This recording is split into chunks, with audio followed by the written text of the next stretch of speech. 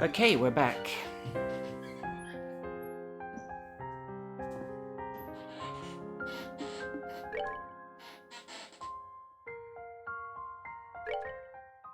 Last time we caught up with the ghost in Rouen.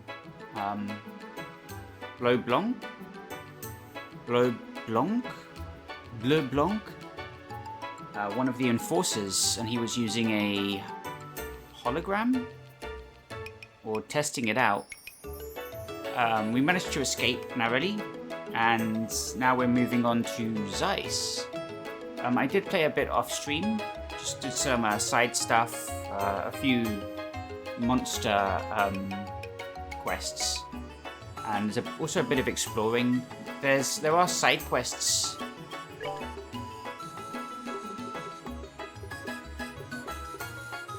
There are side quests you can find that are not on the board if you do a bit of exploring, so we did one of those off stream, but now we're going to head to the Lavantar because we have a side quest.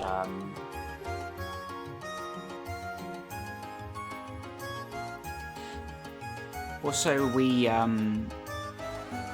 I upgraded my Windows 10 to Windows 11, so we're still balancing out.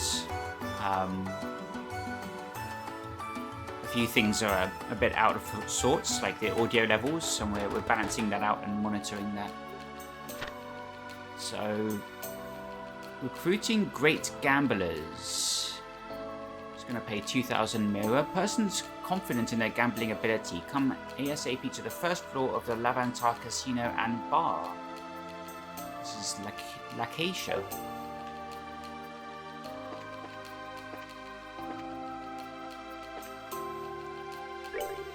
This is Primo.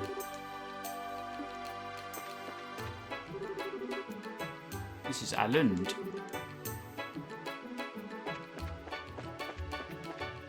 Oh, are you Lacacia? Yes, I'm Lacacia. Oh, are you the Bracers? Yeah, we saw the posting. Good. You know a little bit of what's going on at least. Are you all set? I'd like to go over the details. Yeah, of course. So, what can I do for you? What I'd like to ask of you is very simple. Do something, anything, to make my husband lose at gambling. What? That's your request. Win a game of chance, is it? A most intriguing request. You heard me right. I don't care what game, just please, win against my husband. He's always the type to get so wrapped up in whatever it is he's doing that he doesn't know when to stop. I mean, really. He gets a few wins in at the casino, and suddenly he's convinced he's a pro gambler. And I know that one-track mind of his.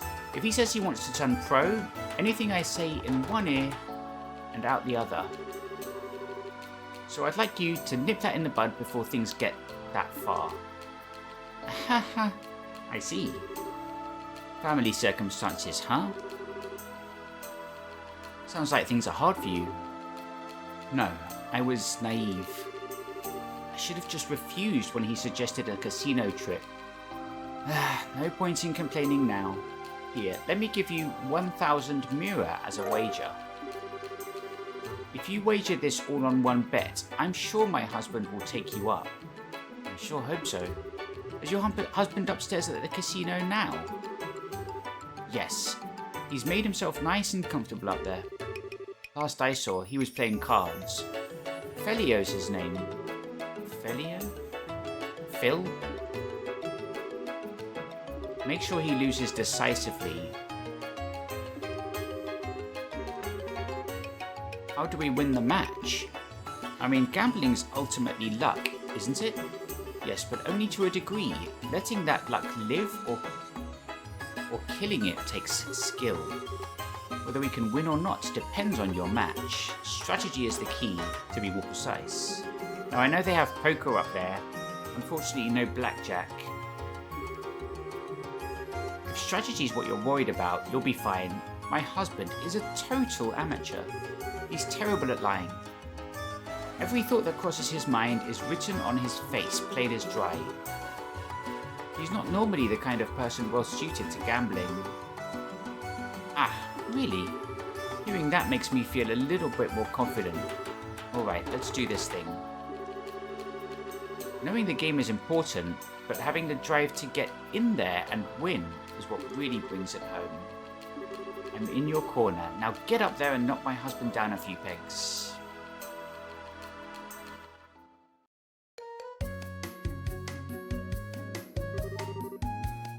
What a charming little casino. Its equipment looks brand new. Was it established recently? In a way, it just reopened after renovations during the birthday celebration.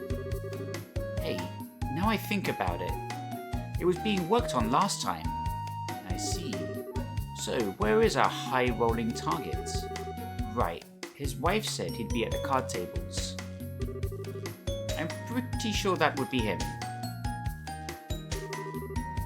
Alright, come on, come on! There it is! Jack! This power on the draw, I feel invincible! It is your win, sir. Know that you fought well, my good man. I'm afraid you just had the wrong opponent. Ha ha ha! Yep, he's exactly as she said. That's gotta be him. Let's catch his attention quickly. If we waste time, no doubt he'll get wrapped up in another match. Right. Okay, hit me again. Good? What's up with you guys? We've heard you know your way around a card game, mister. So we'd like to challenge you. Challenge? Me? Alright, I'll bite. Question is, do you have the mirror? I'm not taking any cheap bets. The wager's 1,000 mirror. How's that? Heh, that's a mighty wager. Fearless, aren't you? Fine, I'll take you guys on. Okay, which one of you is going to be my opponent? Or maybe all three of you want to have a piece of the Fellimeister at the same time. That works too. I'm feeling lucky. All at once a bit crazy. We're not playing old maid here. In that case, good customers, how would you like to try a variant of poker? There are few that allow a match to be settled over several rounds. Sounds like just what we're looking for. I'll say, what are the rules? Both sides choose a lineup of contenders and settle the match over 3 rounds. Each round is normal poker, and the first team to win one match wins. However, your team can only fold one time. If one member folds, the rest have no choice but to challenge. And it's a 3-round match, huh? Simple, quick, elegant. I like it. Only problem now is that there's 4 of you. It's not like all 4 of us need to play. One of us can sit this one out. That's perfect, actually. If I can, I'd like to be the one that sits out. Nope, we're dropping Olivier. You're staying, Chloe. Students are forbidden to gamble by school rules. I don't want you to think I'm trying to skip out on the job. That's definitely what you're doing. Nah, I get where you're coming from. Gambling's not exactly a healthy part of your daily balance school curriculum. We can handle it from here. Sorry for the mix-up. And then there were 3. We're well on the road to a climactic 3-round match. Not that it would matter if there were 4 or even 5 matches.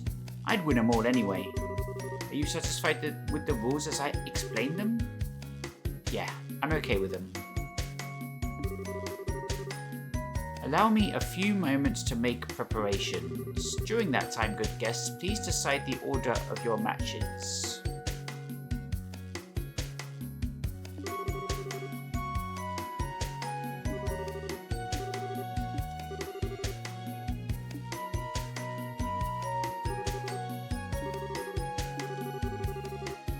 Might I suggest we pick based on our gambling prowess?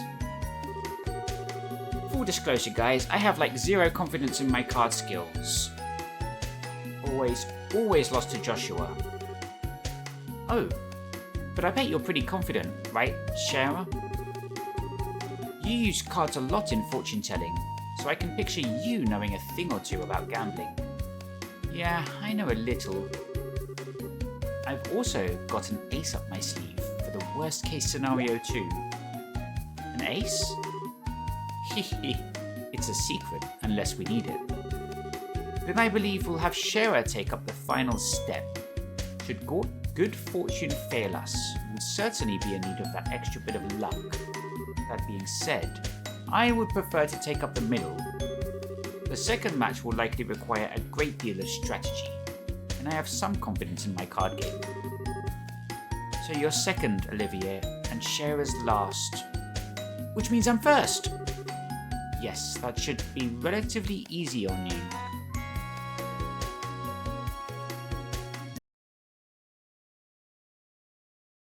Alright, just balancing the audio. Windows 11.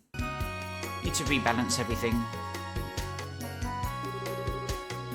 Enjoy the hand without any pressure. So you see, I'm right with Estelle. Since they're not going to explain to us how to play it, I'm in Estelle's position, actually, for real.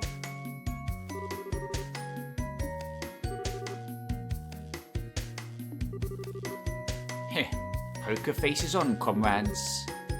Good luck, you guys.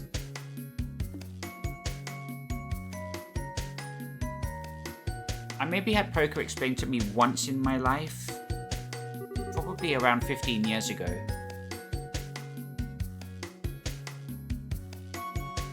This marks the first round of 3. Poker rules in this region are as standard. However, there is a hierarchy among the suits. The strongest is spade, followed by hearts, diamonds, and finally clubs. Spade is the strongest.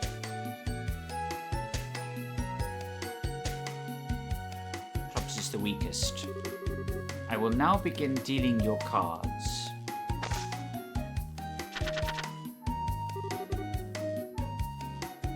Yay, I've got a pair. Oh, so you know how to play. Well, that's good. Pair of 9s. I could go for a flush, but that's a little risky. Haha. My lucky streak strikes again. My first round, and I've already got a great hand. Man, I've got this in the bag. He must have an impressive hand. If that truly were the case, I can assure you that he'd be much quieter about it. Remember, you can't challenge an opponent who chooses to fold. He is hoping our girl recognizes that. Okay, I need to think real hard about this. Should I swap out for a shot at a big hand, or keep an easy one?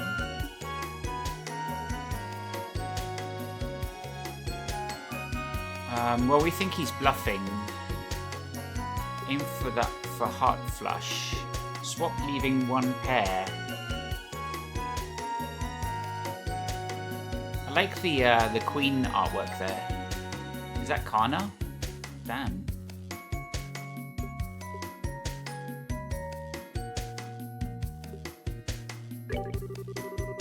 It's still the first match. You should go for the sure thing, right? I'm gonna aim big. Wait, what? Would you like to change these cards? Yeah, 2 cards. Wait, what? You said you'd swap out. The other option was swap out.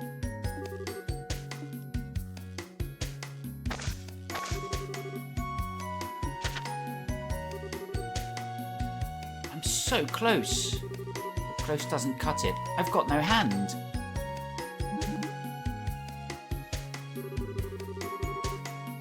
Anyone could see what you're thinking right now. She wears her heart so plainly that I can almost see her hand as if it were my own. I'd heard she was bad at this, but I think even that's generous. Abysmal is more like it. I can't imagine Joshua ever lost a single hand to her, unless she did it on purpose. Fell right into my hand while I was waiting. Come, good challenger, come at me any time. I wonder how confident he really is.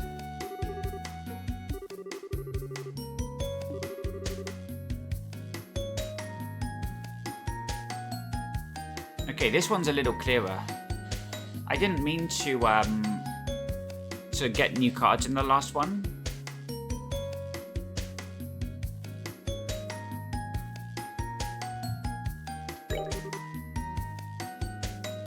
Fold and admit I lost? I couldn't do that for anything.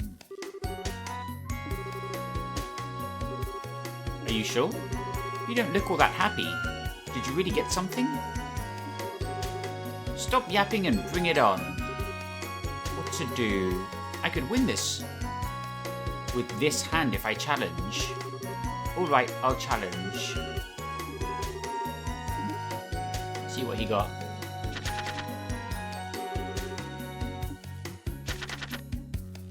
He's got a pair. Yeah.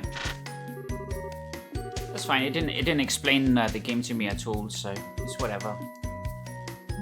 On to the next part.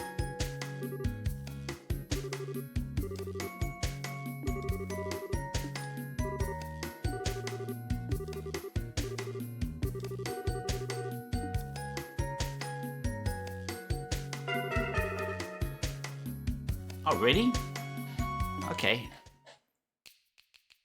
Yeah, I mean, we have to learn by trial and error since it's not explaining everything.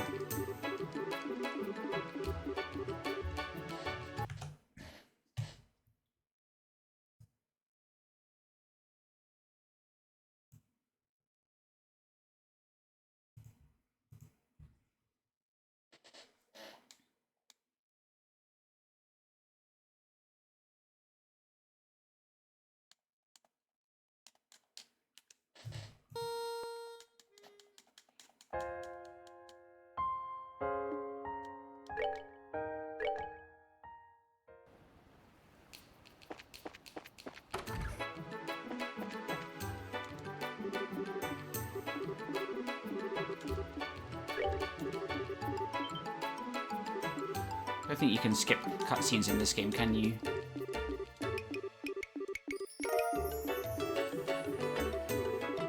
Because this is a long one.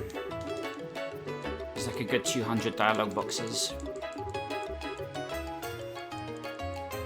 And there's no break here, it goes straight into the next cutscene.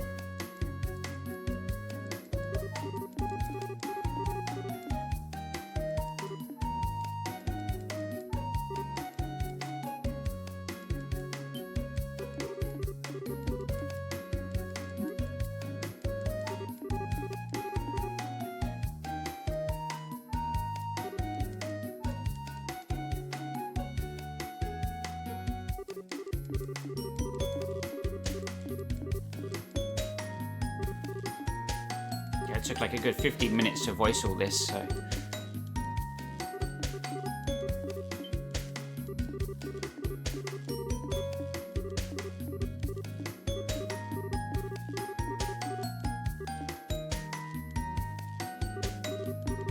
I just gotta remember which of the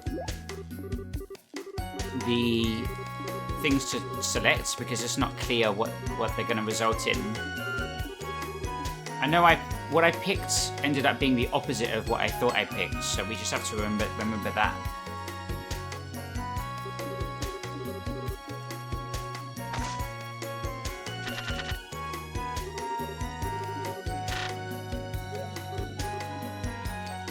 Now they say he's bluffing. Like, the game's literally telling you what to do, it just doesn't make the option very clear.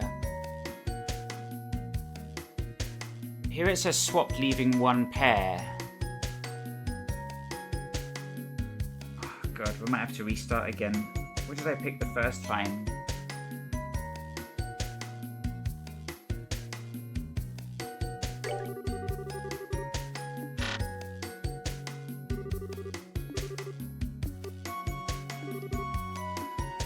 Yeah, we're changing 3 cards this time. No change. I've got a pair, so at least I've got an okay hand. Well, we know he's got 2 jacks. You're so obvious, Estelle. I doubt he could read her the way we can. But we can never be too careful. If things go sour, I'm sure it'll be plain as day. I've heard she was bad at this. Understatement. Oh, so you fail no matter what.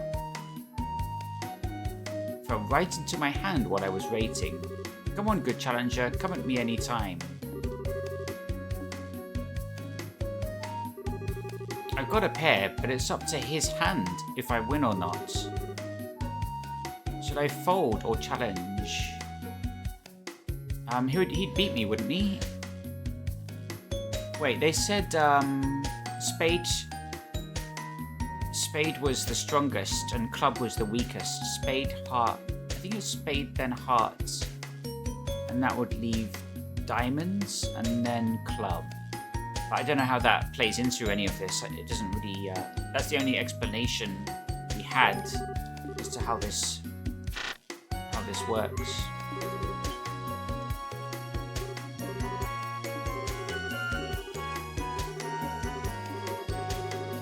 I could win this hand if I challenge. No, I'll fold.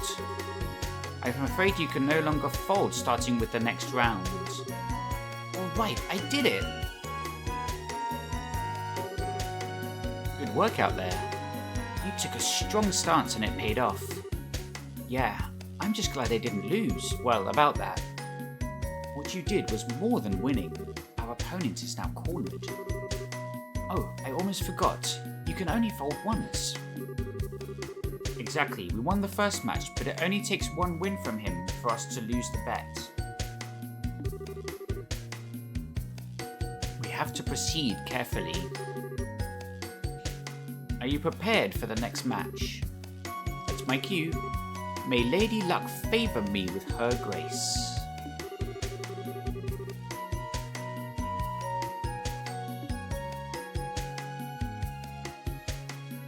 I'm guessing I have to choose these options as well, so we'll potentially be here for an hour if we get really bad luck with the multiple choices.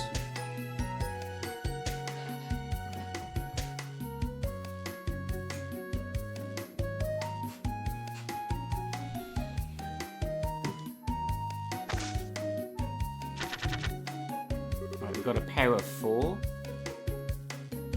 My, only a pair of 4s. Rather uninspiring hand. Here? No, it might come here. He seems kind of hesitant. Yes, his expression is different. We should probably assume he's got a pretty good hand. Now, what to do? Should I reach my hand out, or distract my foe? Either or would make for a worthy spectacle.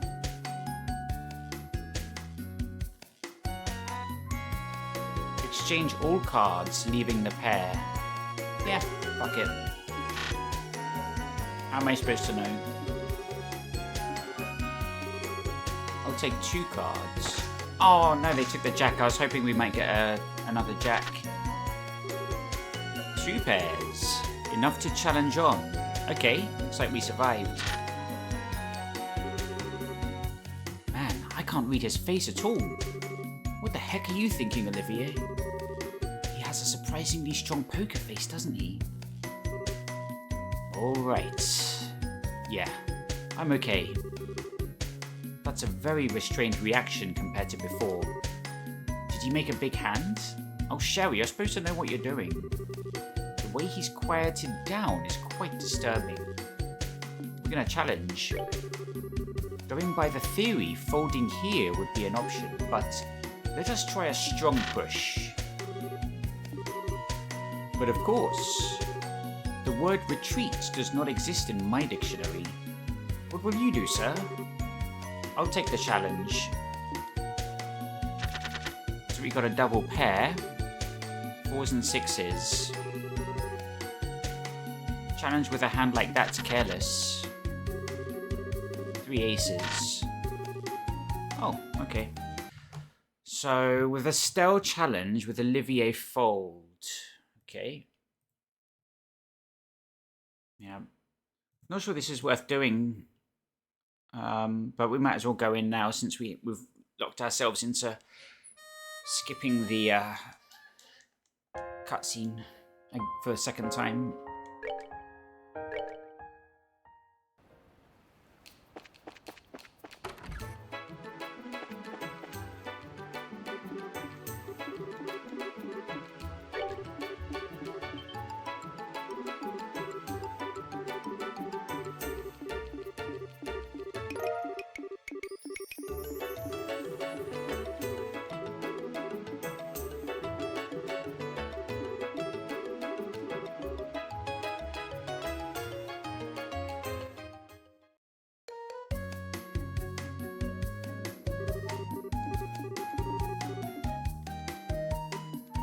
Interesting side quest. It assumes you know how to play poker, which is interesting.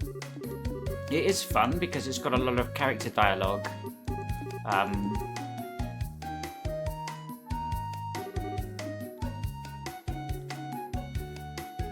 And a lot of character in it. It's one of the more memorable side quests, I think. I don't even remember any of the ones we've done to now, apart from the monster ones. So that explains something.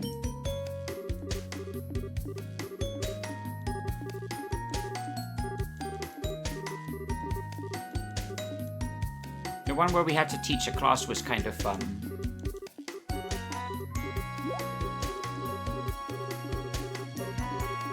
Alright, they're just explaining their order.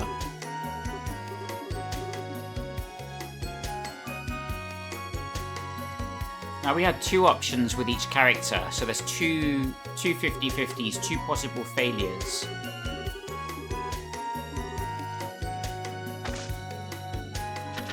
Well, with Estelle, if you pick the right the first time, he folds. He folds. So you don't have to select again. You only have to select again if you picked wrong the first time. So that might be a second opportunity to succeed.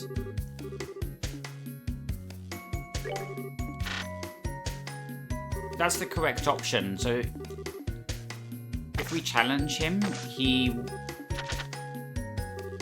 Oh no, we still have to challenge him.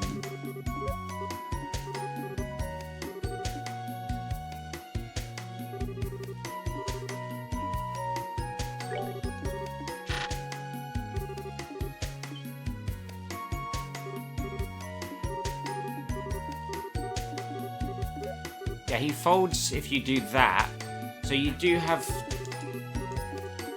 6 options, each of them 50-50, and we're not sure at this point if failing any of the 6 with a 50-50 results in a failure of the quest, or if you have to fail 2 with the both 50-50s of a single character to fail the quest. It's also unclear with each character gets 2 options. You don't know if you fail the quest. It doesn't necessarily reveal to you if the first 50-50 option you answered successfully or not. You just know you failed overall with that character. So he starts with a pair of 4s. If he goes again, he gets a pair of 6s. We know Phileas here has got...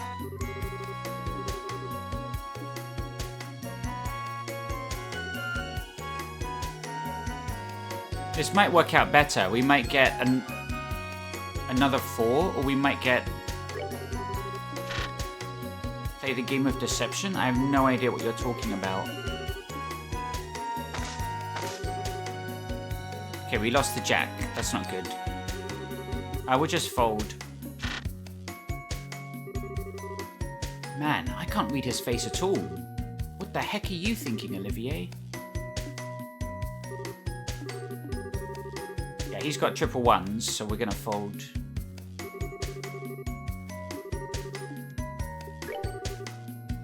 Our foe's already folded once, so we will have to challenge this time. It's dangerous to corner an already wounded beast. No, I'll fold. It takes cunning to know when retreat becomes the more respectable strategy. Folded, did ya? Oh, you seem quite disappointed. If I wasted a good hand of yours, then you may have my most heartfelt apologies. No, it's nothing like that. I didn't have much of a hand either. As of the next round, neither side will be able to fold. Would you look at that? He folded.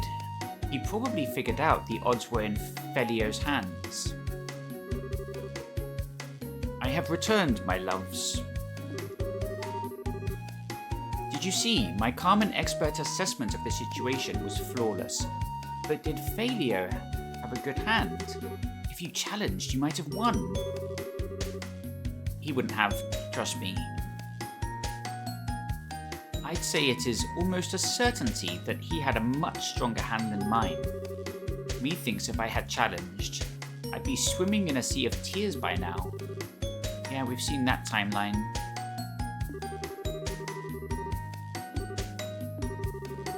We'll be setting this cleanly in the next match.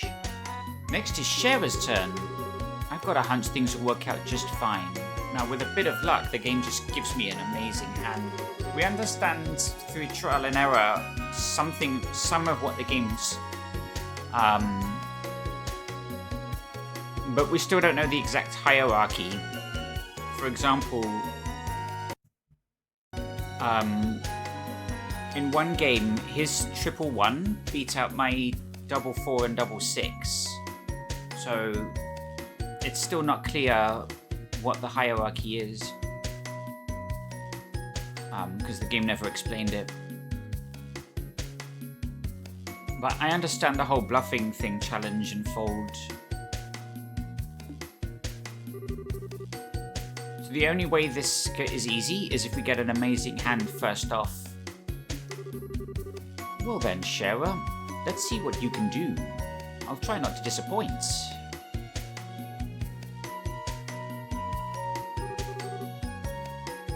You are both prepared, I hope. We will now begin the final match.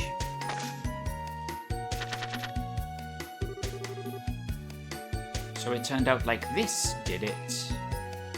Okay, we got 2 aces. Is it trying to tell me to chase a better hand? Now, how's my opponent looking? I've got it! It's here! Could it be? No, it's nothing. Don't worry about it, really. Ah, what a cruddy hand. Oh man, I'm done for. He wants me to challenge him. He's acting like he's got a good hand. Now, how would you proceed in turn, Shera? One look and it's clear that Felio's got a big hand. In that case, the normal hand stands a high chance of losing. Should I go for broke and pursue a straight flush, I wonder? Swap leaving the ace pair. Exchange everything but the spades. Now we know spades are strong, so we're going to remove the ace and the 7. Sure. I have a feeling the game's going to give me that. 2 cards, please. 1 card, please. How did it turn out? Alright, that was a good draw, was it? Okay, if you say so. I just need 1 more card. I just have to pray my fingers haven't lost the sense.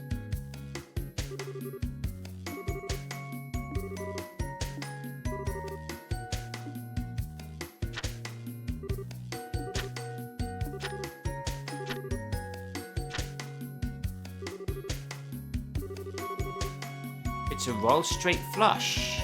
Okay. A royal something, or isn't that the strongest hand?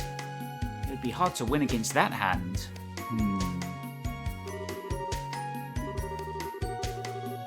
The conclusion of a match is never known until the last card is on the table. I mean, I know what it is. I think we've lost. Showing your cards won't help. Not when I've got the best hand a guy could ask for. Is that really so? Oh no, she's gonna cheat. She's got her ace up her sleeve. Huh? What is it? Just now, wasn't Shera's hand? Sorry, I think it was my imagination. Certainly. I believe this game has strong and weak suits, yes? Then I'm afraid we can't call your hand the greatest yet. Oh shit, who's that? Blue-haired. Maybe these are from older games in the Legend of Heroes. My hand is the same, a royal flush. However, the Queen of Spades, it seems, has smiled upon me. Yeah, no way. It certainly is decisive. Ah, but you have spades. In that case, your hand trumps Felios. You're kidding. The match is yours, miss. Phew, my goodness. Please, check your wager. I don't know how, but we won. I can't believe it. Haha, what a splendid turn of events. Shara, great work. I can't believe you turned that around. Good show. It's been a while since I was that nervous. I'm just glad I didn't stumble all over myself. Huh? What do you mean? Oh, it's complicated. Wait a sec. No way! Oh, didn't you realize? I thought you and Olivia had seen through it. I can't believe you... I wonder something was off. You know how it goes. Sometimes it takes a thief to catch a thief. Alright, let's go report to the client. I don't think they noticed, but it's probably best if we don't linger. Works for me.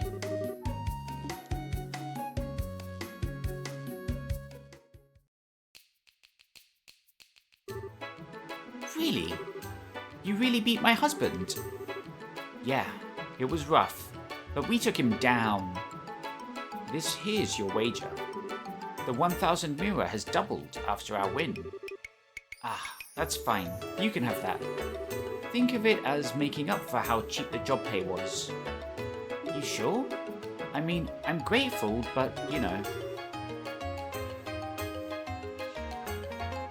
Are you sure what we did is enough?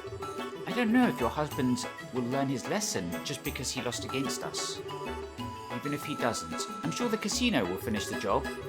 They're professionals in their own right, after all. There's no way they'd let my husband keep on winning this winning streak of his. That's a good point. If that's the case, we'll be moving along. That okay? Yes, you've done more than enough. I'm amazed you took a bizarre request like this as seriously as you did. Well, you know, wanted to see how it turned out and all.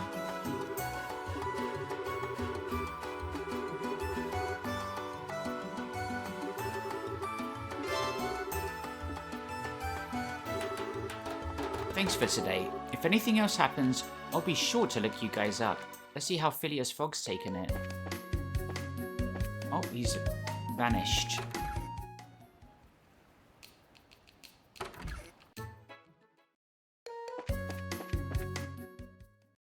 So wait, she let us keep the money. Are we going to get paid at the branch as well? Or no? So we got 3 quests to turn in.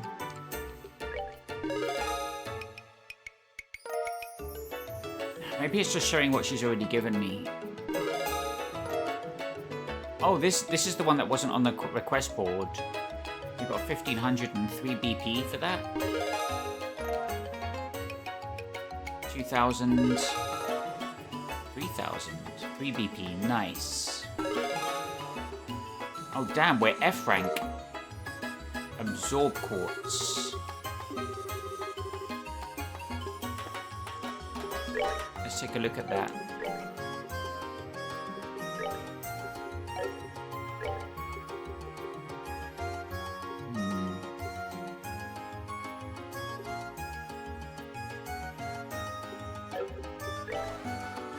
Oh, it's Heaven's Eye that's the expensive one.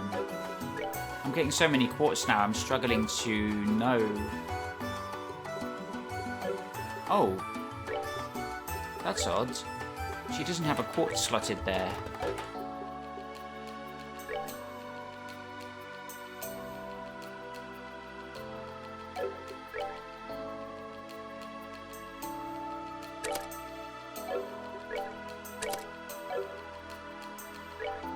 Oh, they're all water only. And then we can't put HP 1 down. We need to find another blue quartz. Oh, she's got the sleep quartz. That's why she sometimes... What's the chance? 10%.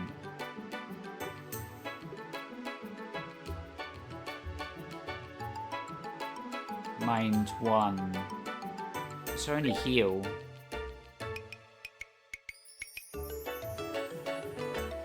What was the new one we got?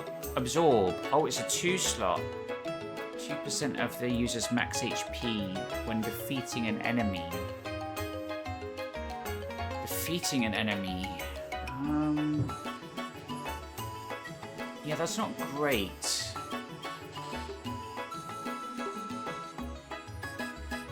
Does that character have to be the one to defeat the enemy, I wonder? We'll leave it alone for now. So we gotta say goodbye to Dorothy and Dave. Since we are leaving Ruan for Zeiss. Just gotta figure out what room they're in.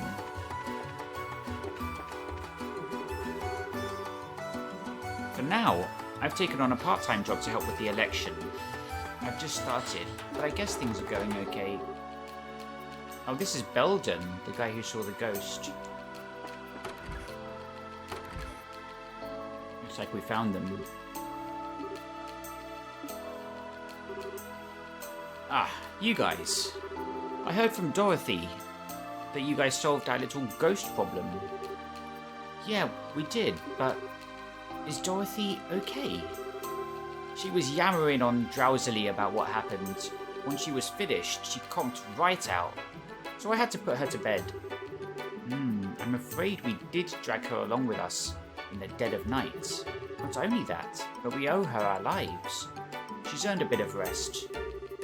A real reporter can go a good week without sleep when she's got the scoop. Oh yeah, some of the stuff she was talking about sounded wild, but she didn't really explain it all. Mind if I ask you guys a few questions?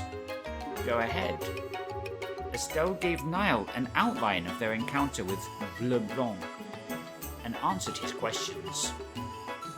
Alright, think I get it now. Son of a Phantom Thief B himself is in Liberl, and he's one of those Ouroboros people. Kinda wish I hadn't heard that. What? Niall, you know about that masked weirdo? Oh, yeah. He's a famous thief who's caused a stir in every major city in the continent. If he wants something, he'll get it, and he always steals things with a big old show. For a phantom, he's got a love of drama, that's for sure. It certainly matches the man we met beneath the schoolhouse, yes. He even admitted he's Phantom Thief B from those cards, so... Like I said though, thievery is one thing, but he's also a lackey of the society. Wouldn't think Ouroboros would have use for someone like him. But at the same time, if they do, it's terrifying. Niall, I'm curious. Do you intend to write an article about what happened? Nah. The Guild and the Royal Army asked me not to report on anything to do with the society. I'll probably end up writing about someone's ill-intended crime of pleasure, or something. With the coup d'etat foiled, the kingdom is beginning to settle. I do see the wisdom in this. There is little sense in terrifying the populace with news of a dangerous secret society just yet. Yeah, I ain't happy about it as a reporter, but I guess I see where the government is coming from. Still, if anything else happens, tell me about it, yeah? Anyway, we're off to Zeiss. Ah, right. I've got a draft I need to write up, so I can't see you off, but... Want me to wake Dorothy? No, it's okay. She's fast asleep, and I'd hate to disturb her. Give her our best when she wakes up. Will do.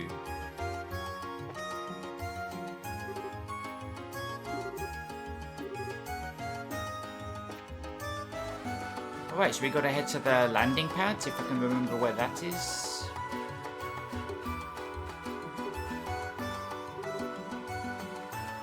Hey, you guys!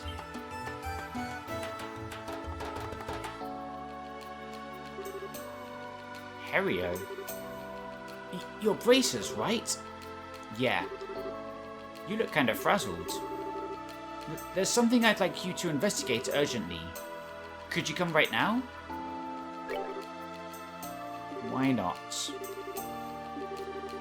Head to Norma's election office. It's on the top floor of the hotel.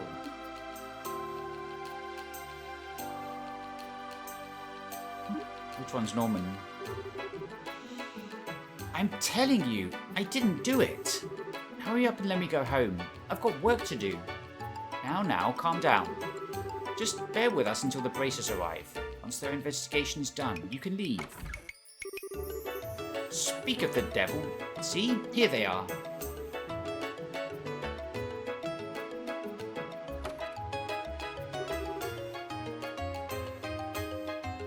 That sure was fast, Terrio. Yeah. I lucked out and ran into some bracers right away. Unlucky for us, though.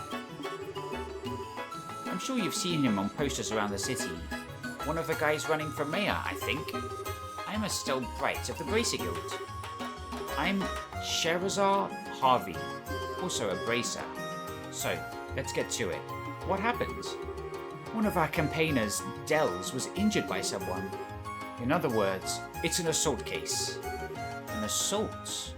Well, that's never a nice thing to hear. Is the victim okay? Yes, he's still here. He was unconscious for a bit, but it was, thankfully, nothing serious. There's nothing good about it.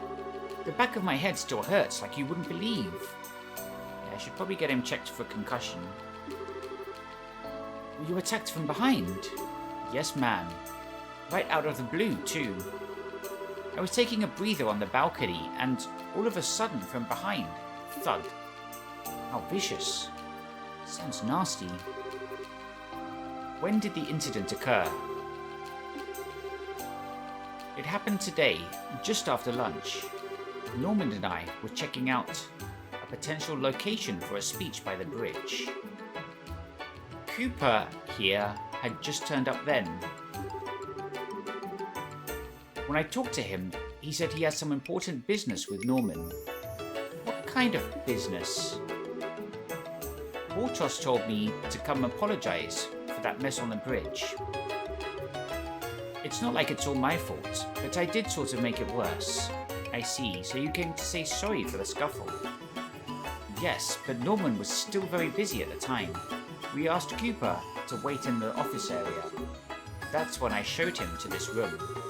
I returned to the hotel not too long afterwards. I entered the room with Terrio, who had been waiting outside the office, and there was Dells, unconscious on the balcony. And Cooper was right there. Okay, so Cooper's suspect number one. I'm trying to tell you. Why does that make me the criminal? He was already out cold when I reached the balcony. I understand what Cooper's saying, but it's only natural to suspect him, given the circumstances. There was no one in this room except Cooper and Dells. Is that true? After I brought Cooper, I was on watch outside the door. No one entered until Norman got here. No matter how you look at it, that means these two were alone. You're absolutely positive? Yeah, it's true, but it's like I said. When I went out to the balcony, Dells was already on the ground. Someone could have escaped from the balcony. So let me get this straight. The crime was already committed by the time you came. Is that right? Yeah, exactly. Thank Adios. Finally, there's someone who gets it. In that case, it would have to be someone who entered the room before Cooper. Dells, do you remember anything? It's possible that someone came in. People go in and out of this office all the time, though. Even if someone had, I wouldn't have thought much of it. Fair enough.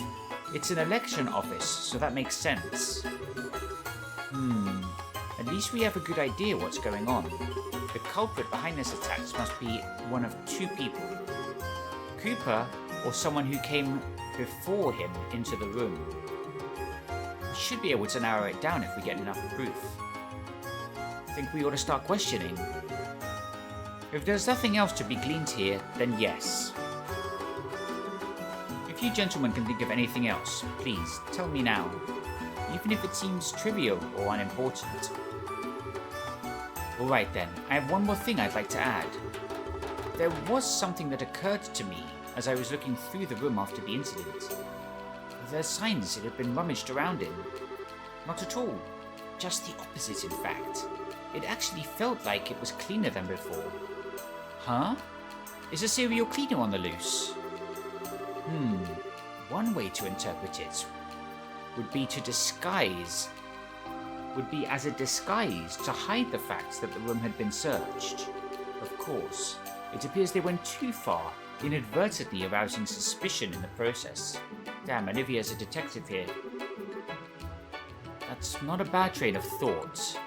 Incidentally, who are you? Heh, I was waiting for you to ask that question. I am a traveling bard, a poetic soul wandering the wild, a genius Sure, but if nothing's been stolen, then isn't the idea that it's a disguise pretty weak? At this stage, I don't think there's any point in worrying about motive. I agree. You've grown even bolder since our last rendezvous, Estelle. Your training at Le Local was most fruitful. Olivier.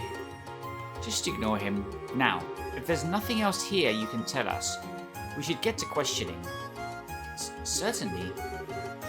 She's begun to master how to handle Olivier, I see. Good luck with the investigation. Will come reports once we have an answer. Good. We're counting on you to get to the bottom of this. Now, how should we go about things? I mean, this hotel is pretty big. It's best if we split into two. Estelle, go with Her Highness. I'll go with Olivier. Nice, we're with Chloe.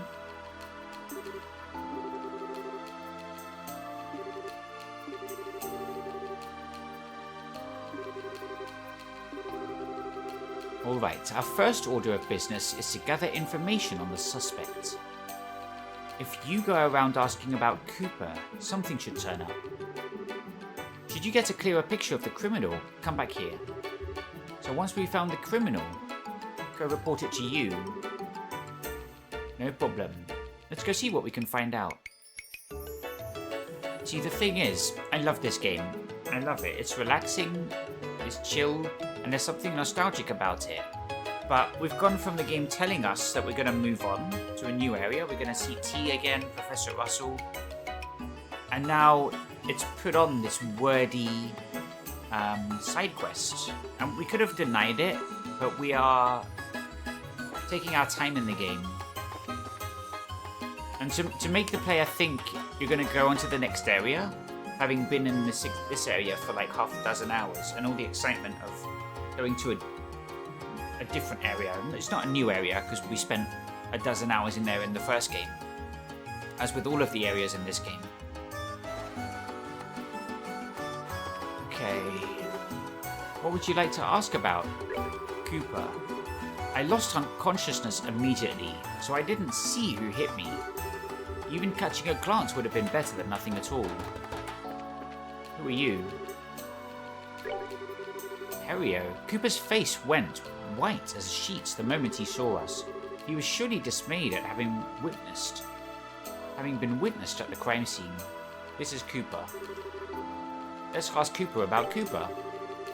I'll say it as many times as you like. I only found Dells. If we'd been fighting, someone would have heard a sound, but no one said anything, did they? Of course they didn't, because I was politely seated on the sofa. Let's ask the sofa. What if we search the balcony? Very suspicious. Yeah, it's possible we have to search this later after we've gleaned some other clue. Great balcony though. Wraps around. Norman, Oh, we've got a new questioning line. Cooper was standing next to Dells, who was lying on the ground. He looked at me and seemed very surprised. He wasn't excited or worked up, but he did appear tremendously shocked.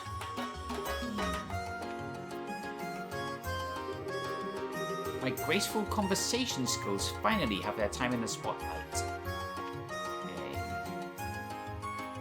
So, Cooper told us something about sound. Let's actually bring that up with Norman. As Cooper said, I didn't hear any loud noise either. I was in the lobby at the time, but if grown men were fighting, I'm sure I would have heard something. Yeah, it seems like whatever happened, it was fairly silent. The sound, you say?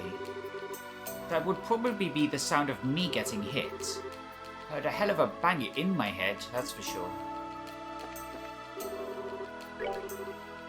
Well, yes, Cooper's right. I was standing in front of the door, but it was quiet the whole time in the room. If there had been some kind of argument, I'm sure I would have noticed.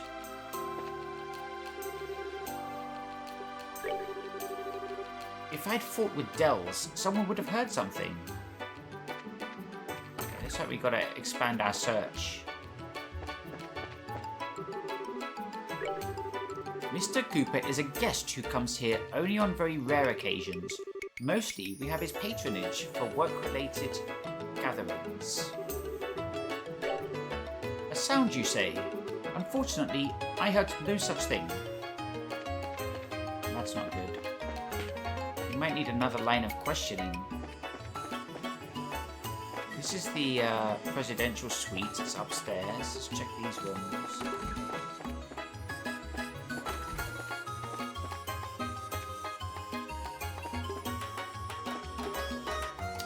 Belden. When Cooper came to the hotel, I was in the lobby. I don't know. He looked angry, I guess. I thought something might happen. It's not looking good for Cooper. Just like I thought, something happened. The sound? I didn't really hear anything. No one heard anything. Yeah, he looked pissed off to me. But it was right after that big mess on the bridge. It's only natural he'd be angry. Good point, good point.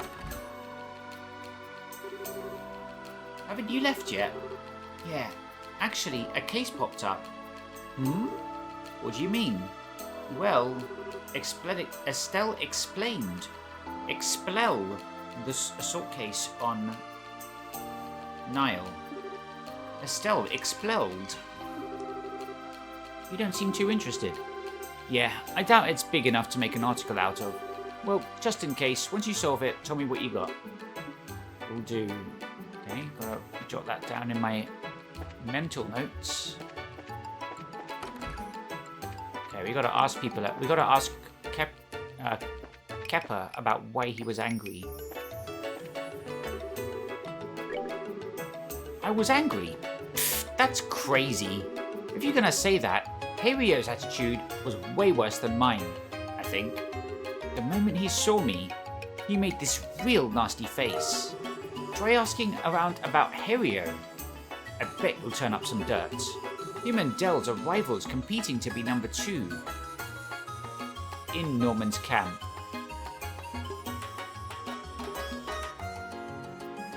Okay. So he clobbered Dells over the head because he's his rival at being number 2. I'm sure they couldn't come to terms and ended up in a tussle.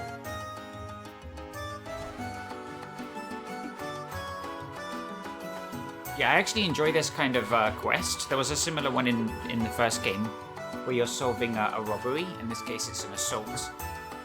It makes me excited for the crossbow luck because you're actually playing as a police officer.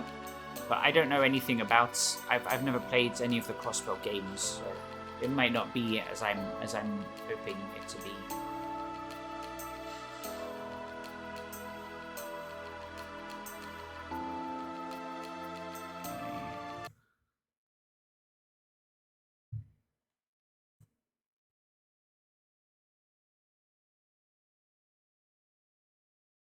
Just doing some live editing.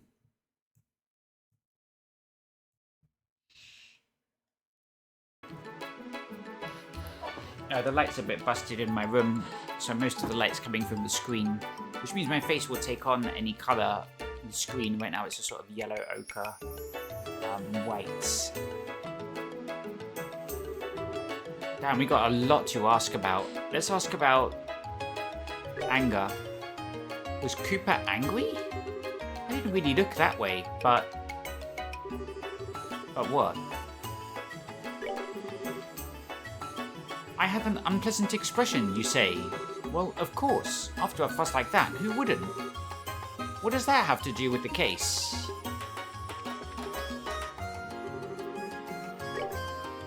Is that so? I'm not sure I can really help with that. There's no way Harrio did it. I testify to it myself. There's no bad blood between us whatsoever. We even work together. Ow! Sorry, I got excited and made my head hurt. He's definitely suffering concussion. What do you do when someone's suffering concussion, mate? I mean, you probably don't... You need, they need medical help, but what do the, medical people do when someone's suffering concussion?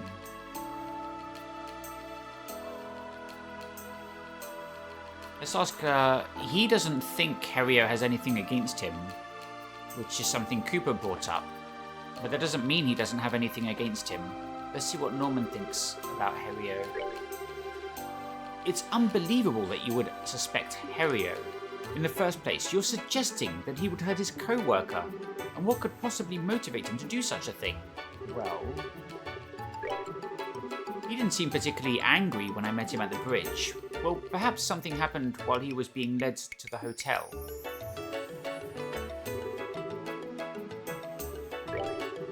Harrio's got motive too, right? Him and Dells are rivals competing to be number 2 in Norman's camp. I'm sure they couldn't come to terms and ended up in a tussle.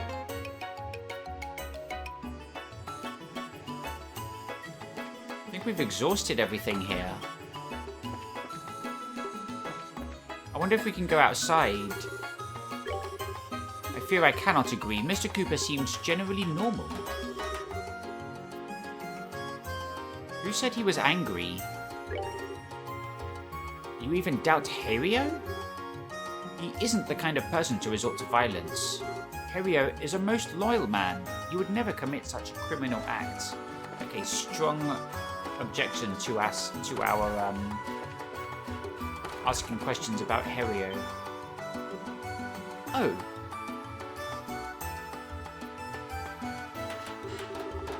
Are you done questioning in the office?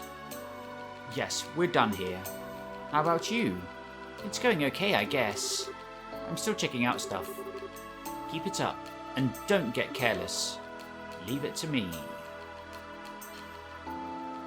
Yeah, we're not ready yet. I thought I was going to have to start pointing fingers. I'm like, wait. Cooper looked like he was pissed off at me. Okay, so maybe it's just Belden he was angry at. I think Belden was the one who brought that up. It was right after that big mess on the bridge. Makes sense for him to be angry. So, you're checking out Harrio. He did kind of look unhappy when he got back to the hotel. That's probably because he was with Cooper, though.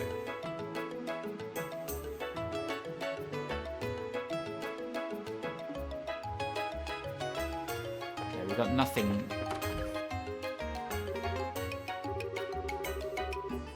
Sorry, but I need to focus on the draft of my article. Deadline's coming up. Is it on Suite? Hello? Now, who are you again? Oh, it's been quite a while, young lady. You remember us, right? You lent us your boat when the bridge was up. You really saved us back then. Nah, it was no skin off my back. So, come back to ride again? Wish I could, but I've got some work to do. We're investigating the case that happened at the hotel. Oof, sounds rough. If I can be of any help, feel free to ask me what you'd like. We're just about to. Yeah, I know him. He's that young fella working at the harbour. Like everyone else these days, he's been involved with the election. A sound? Oh my god, he heard something. thinking about it, I did hear a loud noise from above. Above from here? You mean the balcony? Probably around there. Yeah.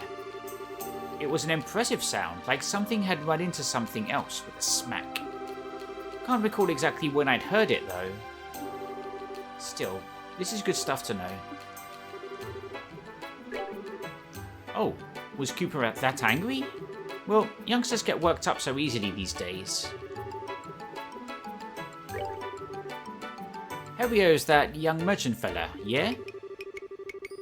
If he wants to be a merchant, I think he needs to have a bit more oomph to him. You hear me? He's got gullible written all over him.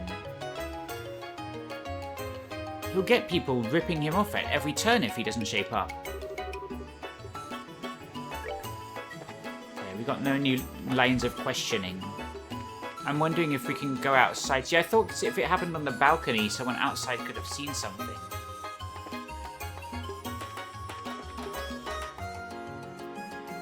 That's not the exit. Oh. Oh, we're on the basement level. The people at the front are acting most peculiarly. If you push them with questions, you might uncover something new. This way's the exit.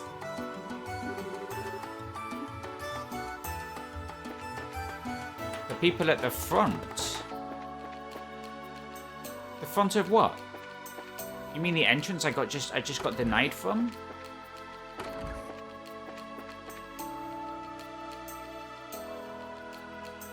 The people at the front.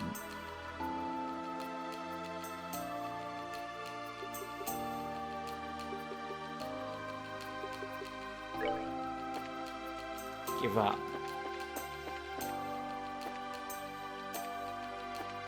You say the people at the front. I'd assume the people at the front desk, the entrance area.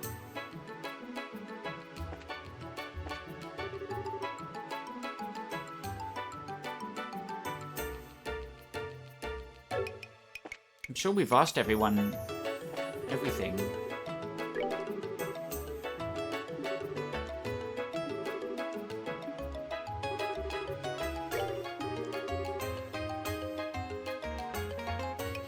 Cooper angry.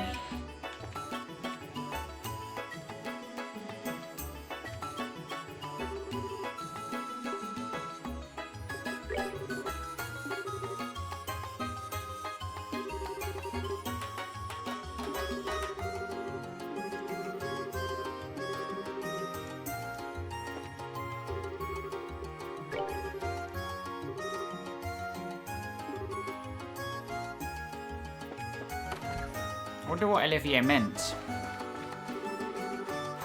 The people at the front are acting most peculiarly.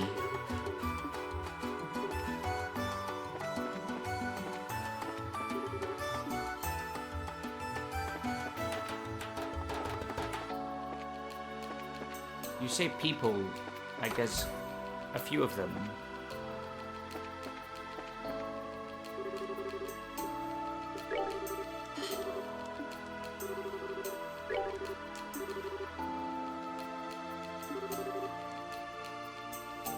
So far, we haven't heard anything incriminating Harriot. It's just Cooper trying to deflect suspicion. He's saying Harriot's gullible.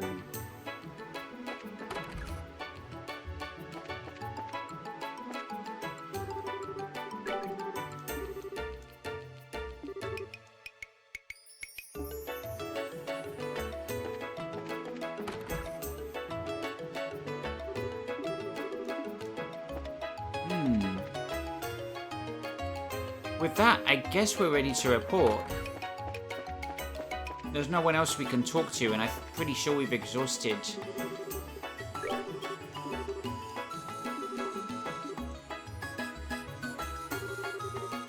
What's on your mind? If you're hiding something, you should come out and say it. Trying to hide things will only lead to bigger trouble. I'm sorry. I saw him. I saw Harriot on the second floor. And when was that? Right after lunch. Harrier went out with Norman.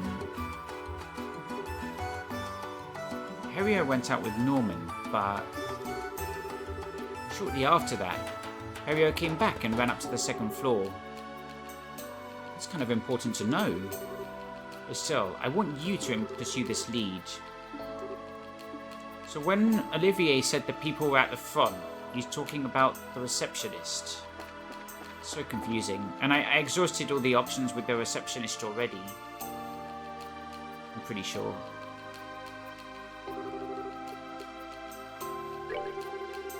After lunch, Norman went to have a look at the site, where he was going to give a speech. I had some stuff I had to do, so I met up with him later. The rest is as I explained before. But, Harrio, you went to the second floor, didn't you? Excuse me? There's no point in hiding it. We have witnesses. I'm not hiding anything. I just realized I forgot something and went back to the office to pick it up. Was there anyone in the office at that time? Dells was there doing work. I didn't see anyone else. Don't misunderstand me, please. I was trying to hide that I'd gone to the second floor. I wasn't trying to hide that I'd gone to the second floor. Don't worry. We haven't decided you're the criminal or anything. Just don't forget that this kind of thing only makes you look worse.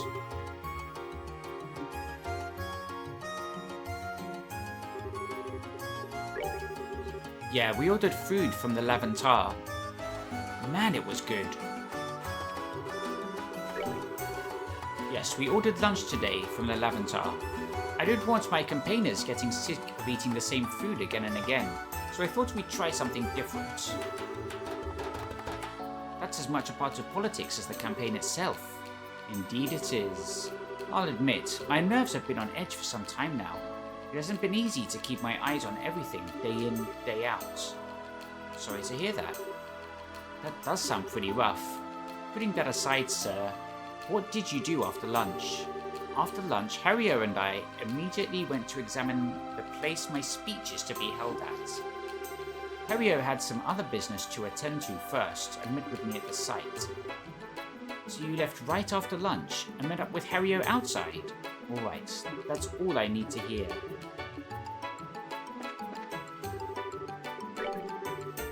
So they ordered from La Laventar. That sure is nice. Maybe I'll try asking Portas if we can do something like that.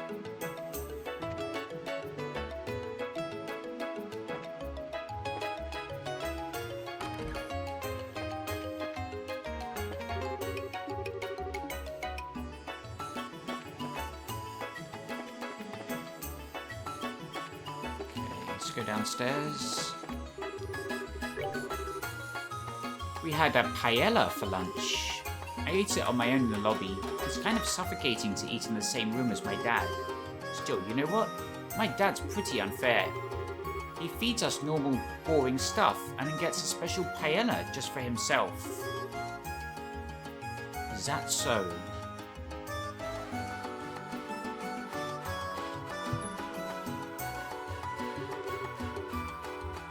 Was it that different? Yeah, it was way better. The special one's got like a mountain of shrimp. Guess he didn't have much of an appetite though. He left a lot behind. What a waste. Okay, that was pointless.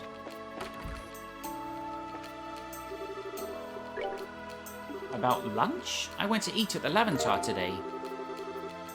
Ooh, always been in the habit of going out to lunch as soon as I hear the bell toll.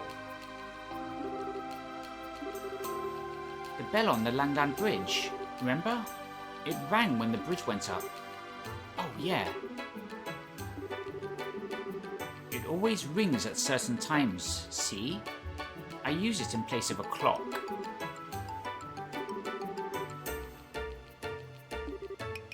Hey, Estelle? It might be good to ask some people about the bell toll. Yeah, I figured that, given it's a new questioning line.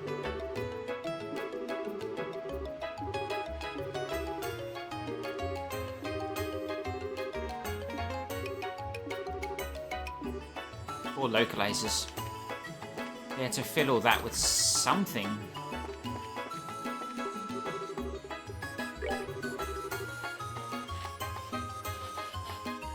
Wait, why would I lie about something like that? I'm just asking you about the bell toll.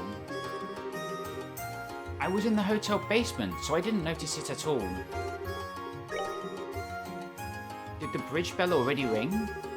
I was in the hotel basement. What a weird response. Maybe lost in translation. The noon bridge bell. Yes. At that time, I was preparing the guest rooms. Once that was finished, I next organized the utensils. Someone had cleaned the plates in the office, so I was able to finish work quickly. The office plates were cleaned. So that means there was someone who went into the office after lunch. Indeed. While I was preparing the guest rooms, they cleaned up, it seems. The plates were stacked at the front. Of course, exactly which kind of guest it was, I couldn't say, unfortunately. Guess we'll have to ask around ourselves.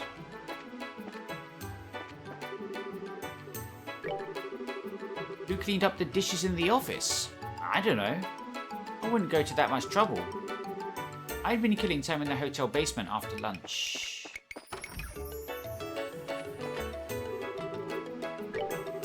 Someone cleaned up the plates for Ernest. It's a rare thing to find someone so considerate of others nowadays. Yeah, he probably doesn't have much to offer.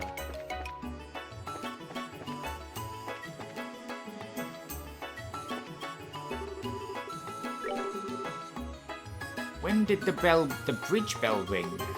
It went off when Harrier and I were checking out the speech sites together. Harrier was there too. Yes, he was already there. Just as the bell was ringing, Cooper showed up. I'd then asked Harrier to show him to the hotel.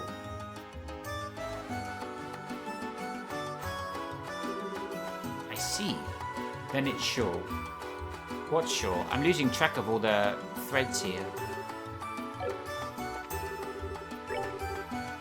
Who could have done it? All I know is that they were cleaned while I was away. So you don't know either? I don't know who it was, but I worried that I may have left them a terrible impression. What do you mean? In truth, I haven't had much of an appetite lately. I left quite a lot of the paella I got for lunch uneaten. I'd requested that Ernest get me one of the special paellas in secret. Yet I left it virtually untouched. It's embarrassing to think back on how wasteful that was.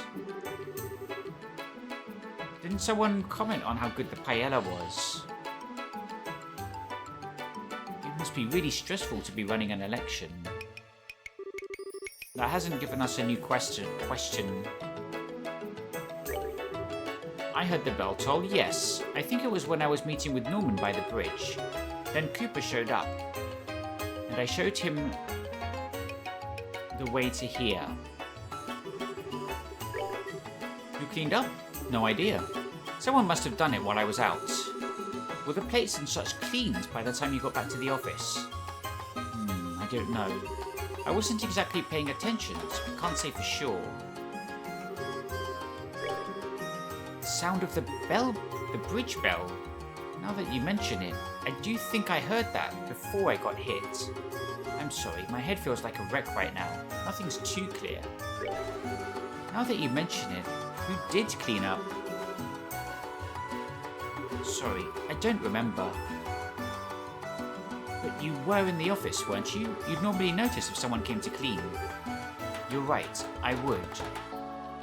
Even I think it's odd.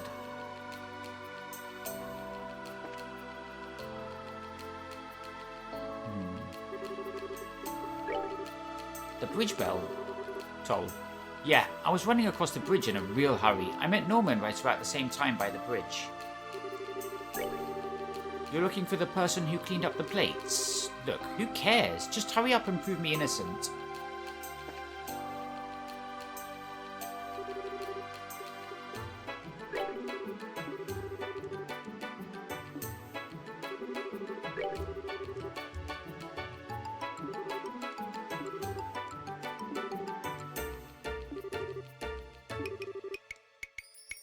don't want people worried that I may be sick or in poor health, so that they give new information if you ask the same question again.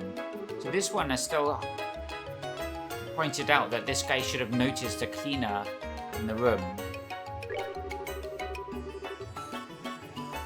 I was in the office, so if someone had cleaned up, normally I'd have noticed, wouldn't I? That's weird. And that's it. They're like, okay, fine. Don't worry about it.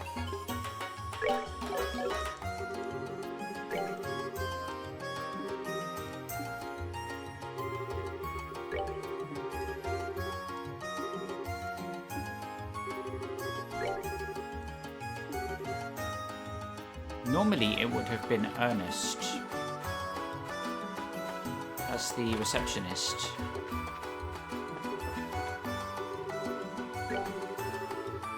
Exactly who cleaned up, unfortunately I don't know. While I was preparing the guest room, someone must have cleaned up.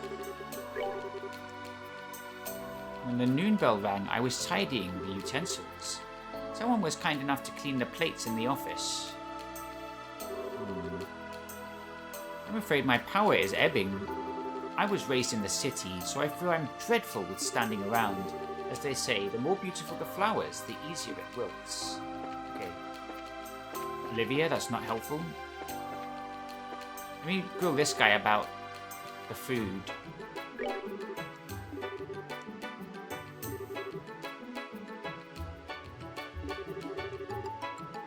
What's with that weird face? Did I say something weird? No, it's just... Hey, Belden. You said you ate lunch on the first floor, right? Yeah, that's right. What about it? Norman ate on the second floor. How did you know what Norman ate when you were on the first floor? That. I saw it afterwards, obvi.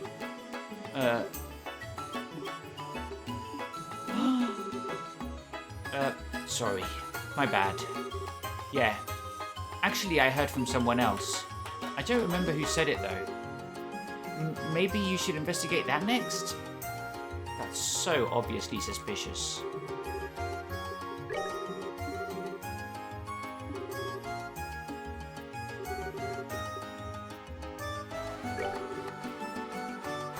Why would I lie about something like that? I was in the hotel basement, so I didn't notice at all. Who cleaned up the dishes in the office?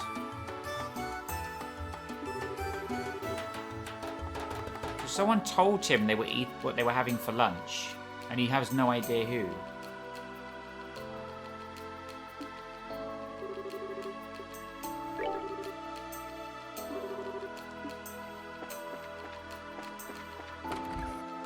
Did this old geezer...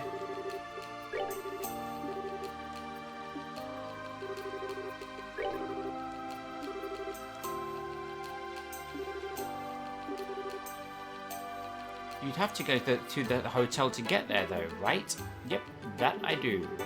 I can't fly across the sea now, can I? Good point. So, did you see anyone in the hotel at that time? Well, Ernest was on the first floor, of course, but... the rest was real quiet. There was no one there? Yeah, I'd say so. The basement and the first floor were both pretty quiet when I passed through. Norman's son was there when I came back, though. Norman's son? Oh, you mean Belden. So yeah, they give more information if you keep asking them the same question.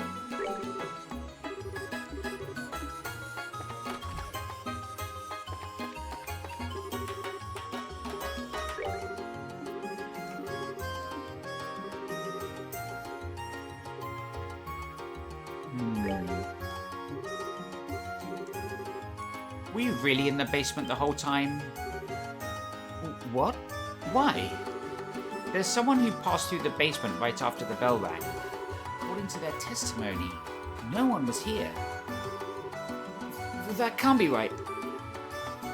I was right here the whole time. So he can't establish an alibi.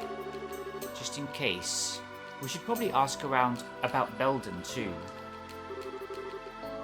Belden. About Belden. So when the bell rang, I was underground. I was in the basement the whole time after lunch. No, you weren't.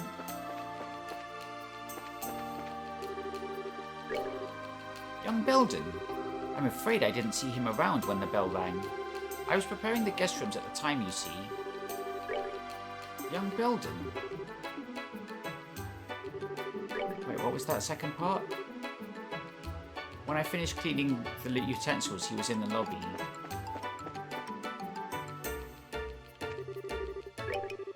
My son's location with the bell rang could pose a problem, you say. If you have any real cause for suspicion, you needn't hesitate on my part. You're welcome to confront Belgium and question him.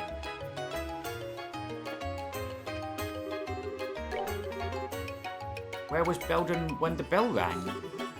How the hell am I supposed to know? Are you lying? Guess not.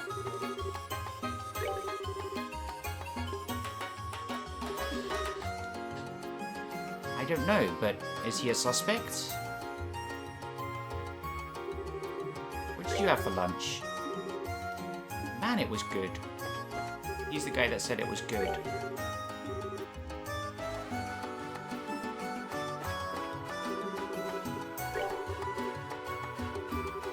I couldn't tell you, unfortunately. I was out at the time. Are you lying? I'm sure I can help you with Belden's location. Sure, I went to the second floor, but I just went to pick up something I forgot. It wasn't anything important, so I didn't see any reason to make mention of it.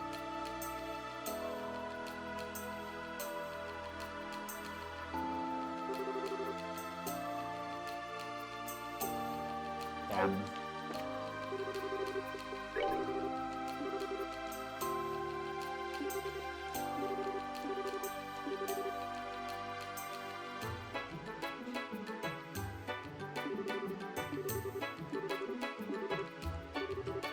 After lunch, Harry and I immediately went to examine the place my speech is to be held at. Harry had some other business to attend to first and met with me at the site.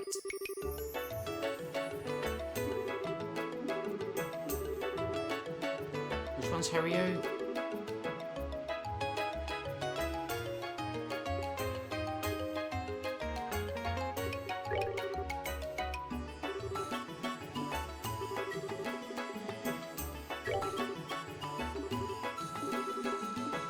Yeah, it's just got so complicated with so many questions. We just ask everyone. We just asked everyone every question. What we could do, because it's gotten too complicated now, and it's kind of falling apart as a gameable side quest, something that the player can be expected to solve.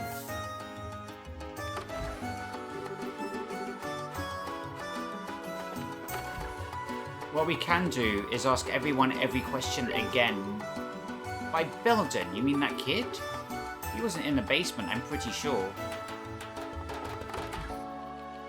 So Belden's a suspect. When Cooper came to the hotel, I was in the lobby.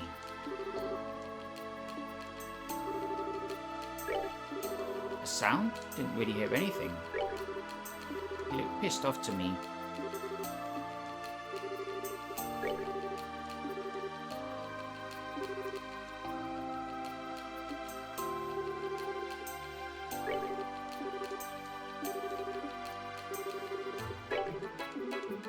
I thought he and Dels got along pretty well.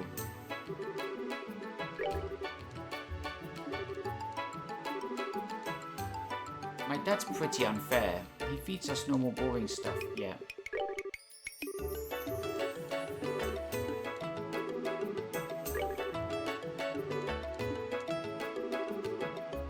Why would you lie? That means you're lying.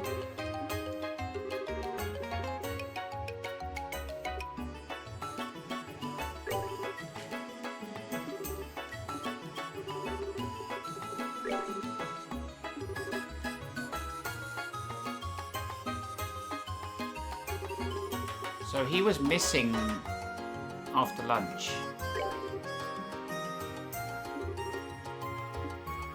And he keeps lying about it.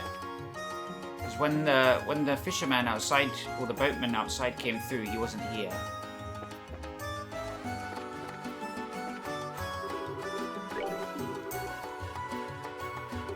Didn't see him when the bell rang.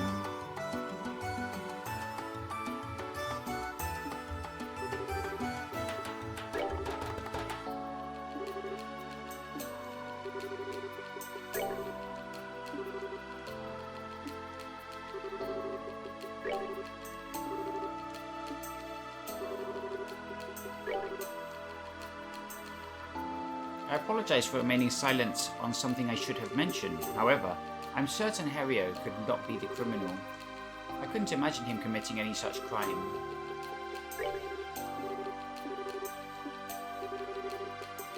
Okay.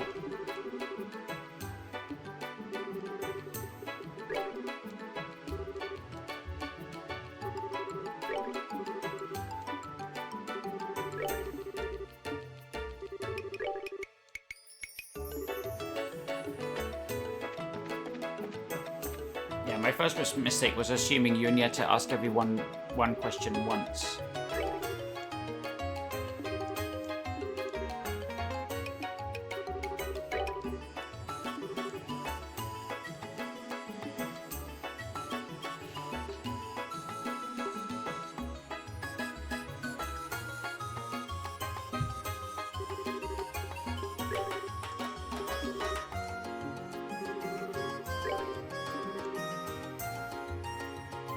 In the first place, you're suggesting that he would hurt his co-worker?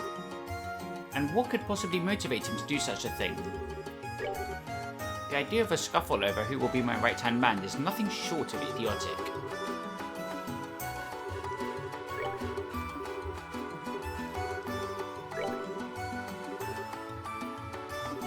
Yeah, we've asked him about this many times.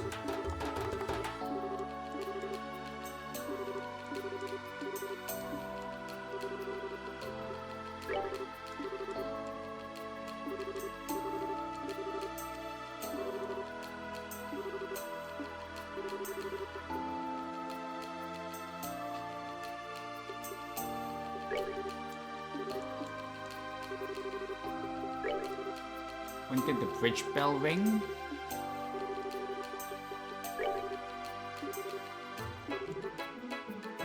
I request that Ernest get me one of the special paellas in secret.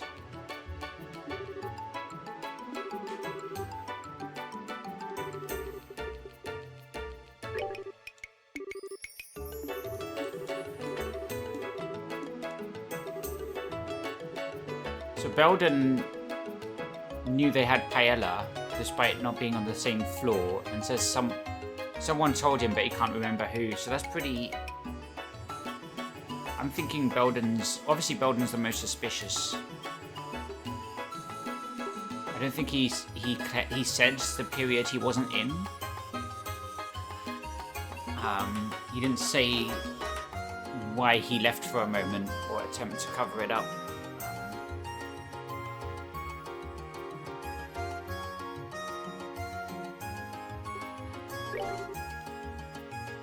My son's location when the bell rang could pose a problem, you say?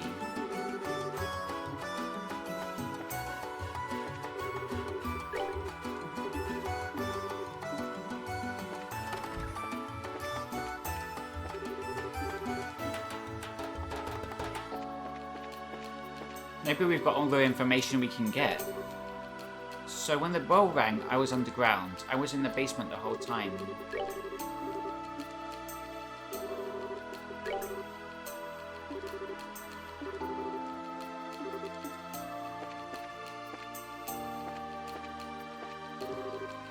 I believe we're almost done here. Oh, is that my cue to say that I've got everything? We could report it in. Looks like we're not far from the resolution. Once you fix on a suspect, come report to me. Do you know who the criminal is? Who is your suspect? Belden. The Raven Boy, is it? You have real proof, yes? No. First, explain the reason you discounted the original suspect. What refutes Cooper's involvement? This isn't even worth talking about. Oh, shoot.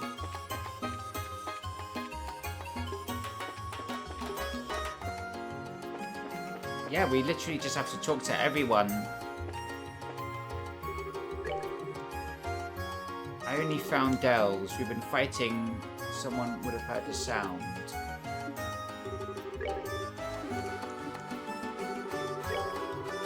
You have to talk to everyone. You have to ask everyone every question, preferably twice. Because this game, that's how this game seems to work. We actually have someone who testified to hearing a loud sound. Okay, since we talked to the boatman outside, now putting this to him again, because we've been working down the list. But putting this to him again makes us still ask a new question. So it's just about going through, because it's so complicated now with so many characters and so many moving parts. We just have to go through every option again with every character, seeing what's updated. You apparently heard the sound of something colliding with something else from around the balcony area. Any idea what that could have been? Something colliding with something else? Nope, didn't hear any sound like that.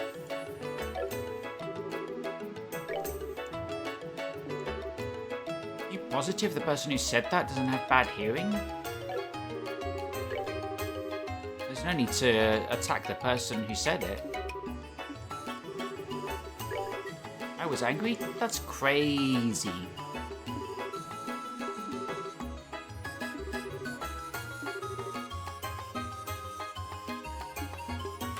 Yeah, he's trying to deflect. Hario's got a motive too, right? Him and Dell's are rivals. I'm sure they couldn't come to terms and ended up in a tussle. The bridge toll? I was running across the bridge in a hurry. Okay, nothing new here.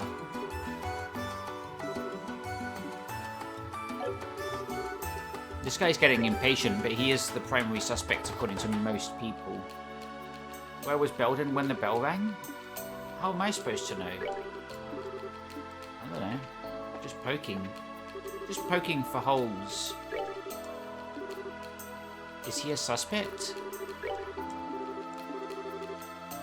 I don't even remember if I heard the bell ring. Interesting. No point in asking me. Now that you mention it, who did clean him up? So this guy's suffering amnesia. The result of concussion. He's fairly unreliable in the questioning. The sound of the bridge bell. I do think I heard that before I got hit. Wait, you said you couldn't remember it. You just told me you can't remember. You can remember lunch at the Laventar, though.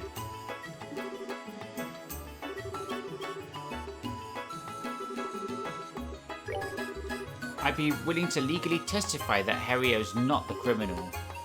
The guy has, like, zero motive.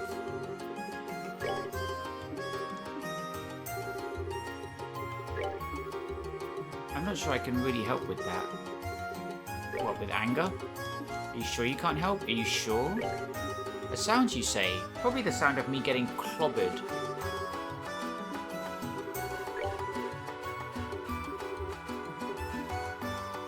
Did you really not see anything?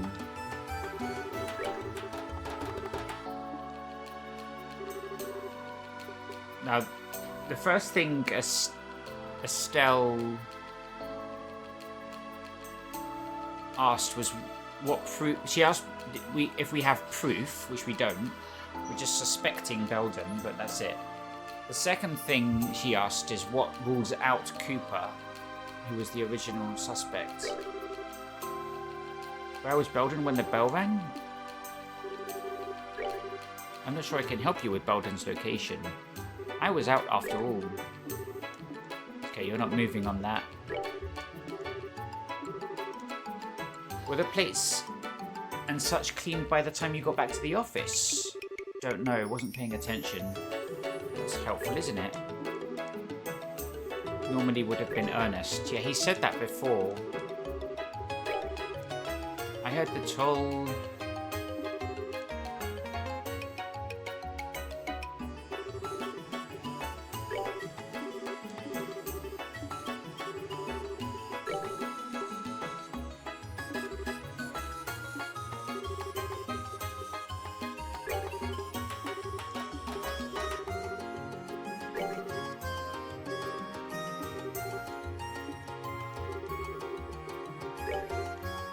I'm human, aren't I? Am I not allowed to look a little unhappy from time to time? I can't imagine why my expression would have anything to do with the case. It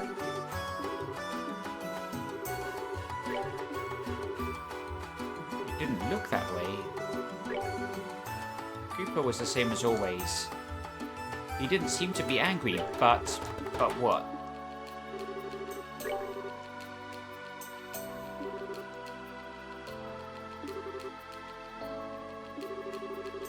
But there's someone who testified to hearing a big sound. He said it sounded like something smacking to something else from the balcony. Well, I didn't hear it. I can say for sure that I didn't hear anything of the like when I was here.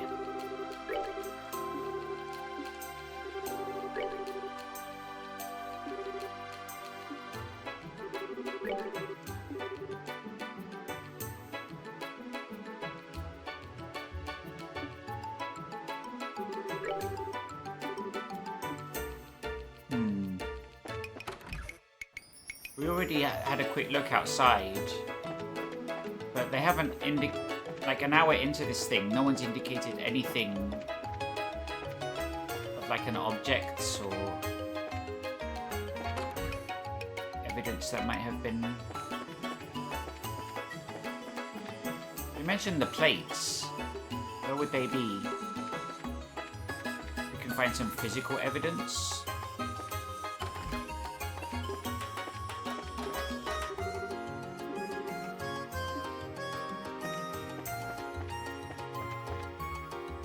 So everyone keeps saying they never heard anything except for this guy out here.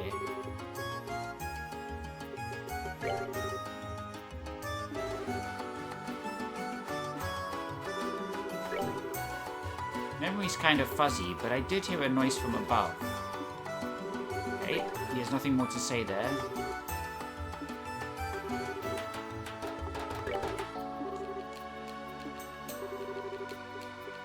Yeah, mostly this guy's useful because he's the only one that heard a sound, and because he went through the hotel for lunch and didn't see Belden out there.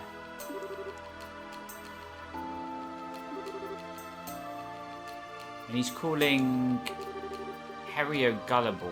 He's the guy in purple, right?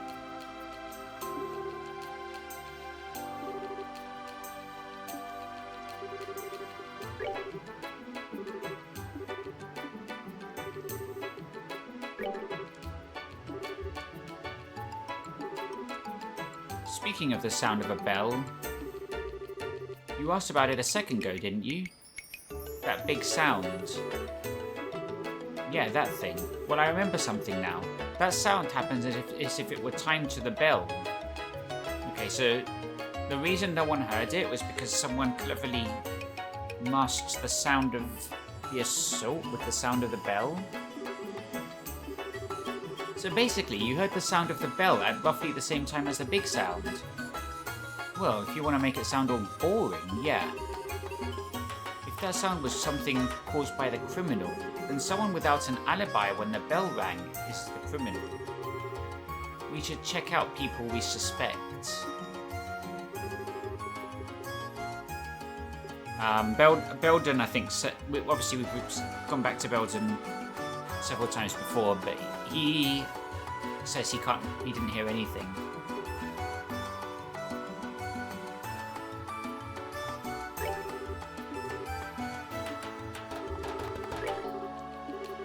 He wasn't in the basement. Yeah, that's our main thing, is he doesn't try to account for where he was.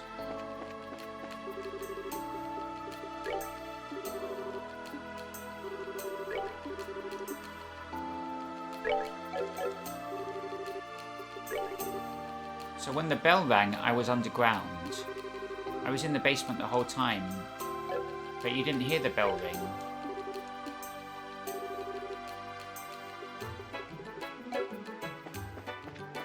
But freaking Charizard's asking what rules out Cooper.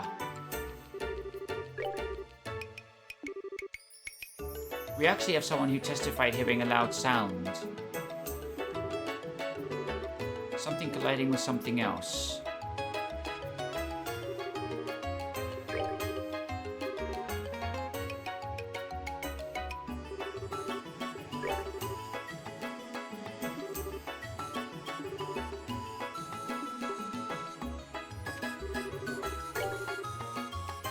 Where was Belden when the bell rang?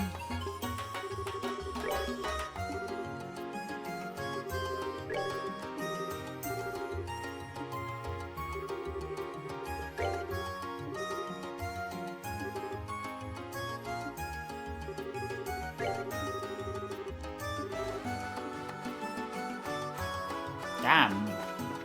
We are stumped.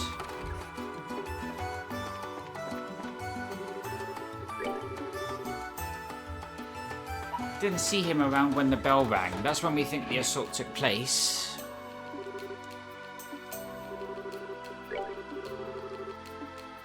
No one heard the sounds because it was at the same... Well, it was at the same time as the bell tolled, but others have reported it as the bell being just before the impact.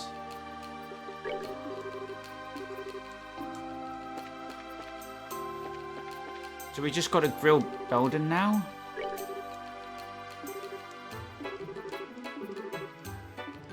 Why can't we ask about Hells? He's the one who got assaulted.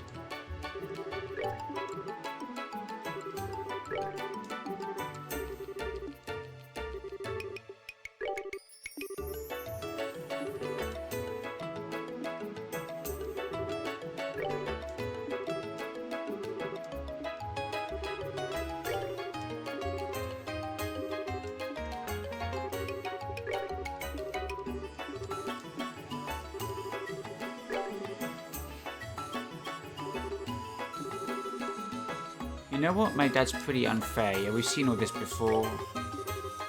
Estelle's not... For some reason, she doesn't care to grill him on certain things, even though we've heard multiple reports. He keeps asking, why would I lie?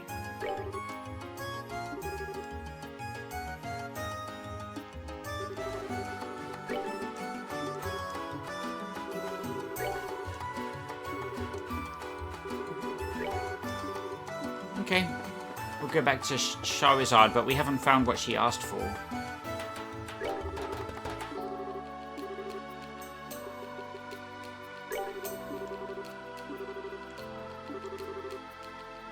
What refutes Cooper's involvement? Holy shit. The other rooms, maybe? Did I miss an NPC that I could have been questioning this whole time?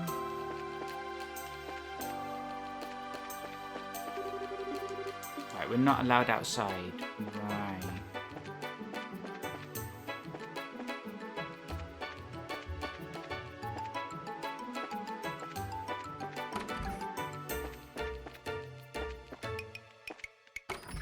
What's weird is we fail with Charizard when asked what clears Cooper's involvement, and we could just as easily say, oh, he has an alibi. I mean, he doesn't. He came back to the room on his own, which doesn't help. No, wait, it was Harrier that came back to the room on his own.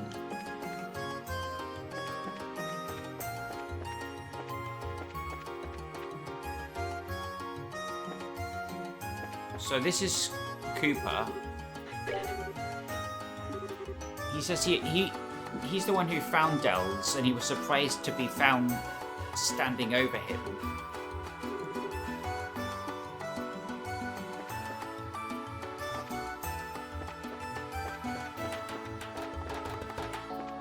So we might have advanced the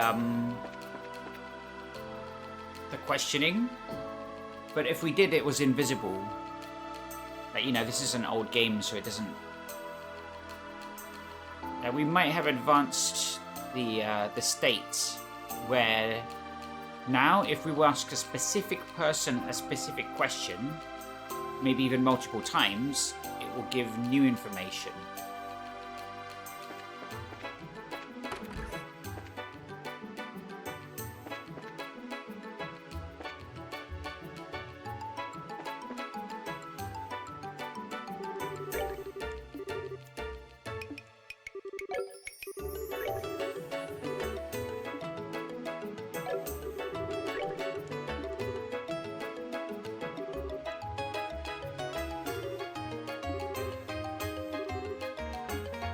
Yeah, he just says no.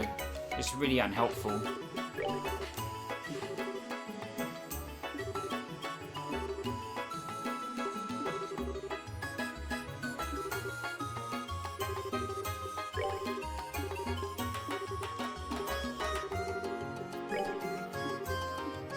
I think we should just go systematically going through every question, not being distracted. So then, Cooper and the balcony sound are unrelated. According to the testimony we got, the sound happened right after the bell stopped ringing, so that would line up with what we've heard from Cooper himself.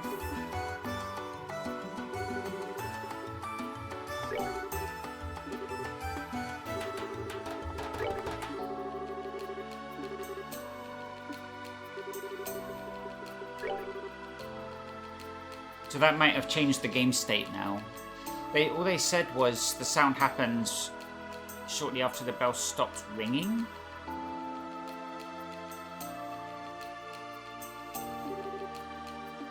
Which we already knew as the player. We've known that for some time.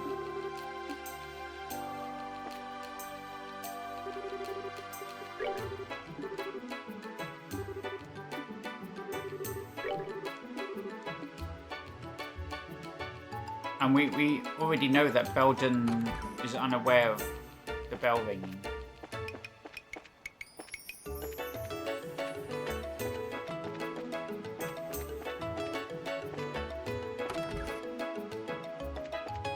So again, I got distracted because Estelle and Chloe interjected. I'm not sure when they did. They won't say it again. It was around here with lunch or the bell toll.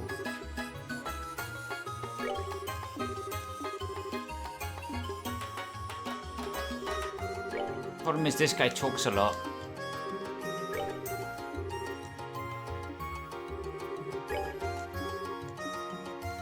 Anger seems like a dead end. We've got to, according to Shara, we have to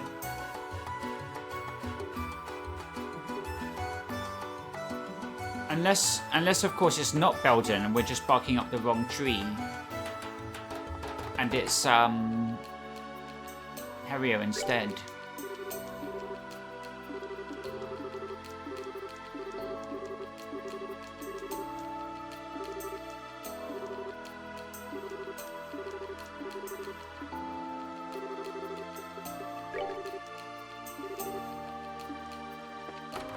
But at this point, we're just it's just trial and error. Yeah, Olivier and Shara are indicating that we've done all we can. Let's try Harrier then. The one who found them. He visited the crime scene after lunch. Testimony and fact. There was a witness who saw Harrier go to the second floor before the case. Furthermore, he himself neglected to mention it in his own testimony. The fact that he's hiding that he went to the scene of the crime is almost the same as he saying he did it. So there's evidence that casts suspicion on him. How about a motive? Apparently, he and the victim are rivals, over who's number 2 in the election campaign. I think it's weak as a motive, but given the situation, I can't say for sure. What about the original suspect? He heard the sound from outside. When the loud sound was heard, he said he was still outside. If that was the sound of the crime being committed, then we can remove Cooper from the list of suspects. That's just their interpretation. We're just supposed to accept it? Go ask around more.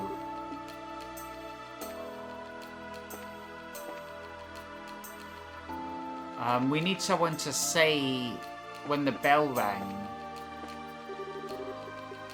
Cooper was outside.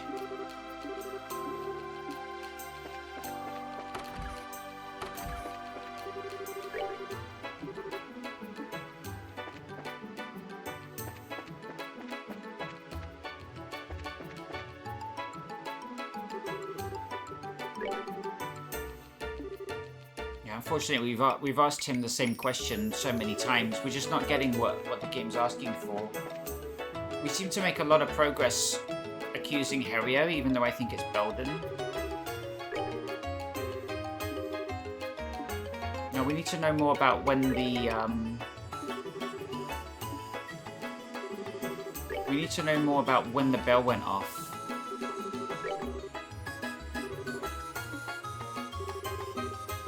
We need someone to provide an alibi for Cooper at the time the bell went off to support Estelle's theory that he was outside when it happened. Meeting with Norman by the bridge. Then Cooper showed up. And I showed him the way here. So you heard the bell when you were outside, which means you weren't around when that other big sound happened. According to the testimony we got, that big sound happened right after the bell stopped ringing. If that's true, then Herio isn't connected to the big sound that was heard by the balcony. Okay.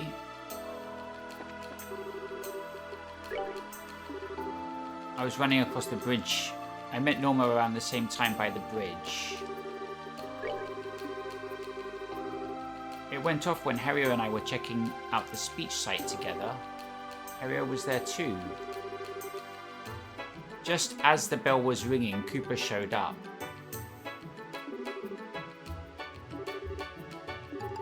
There's no connection between the sound Murray heard and Herio. Who's Murray? Is Bill Murray hiding in the corner somewhere? What's going on? Not just Herio, but Cooper's in the clear too. The sound Murray heard. Oh, Murray's the guy outside. It was just after the bell finished ringing. Both men can prove they were with Norman at the time. Whoever made that sound was neither Herio nor Cooper. Then this virtually eliminates any chance of them being the criminal. So we'll go back to my original accusation of Belden.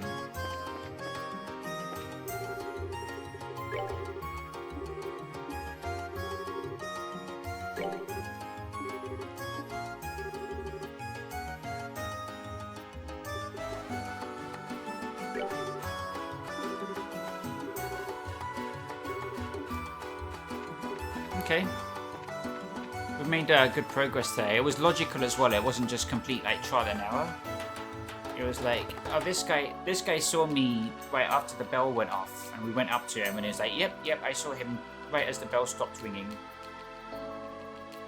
So there's actually a logical progression to it.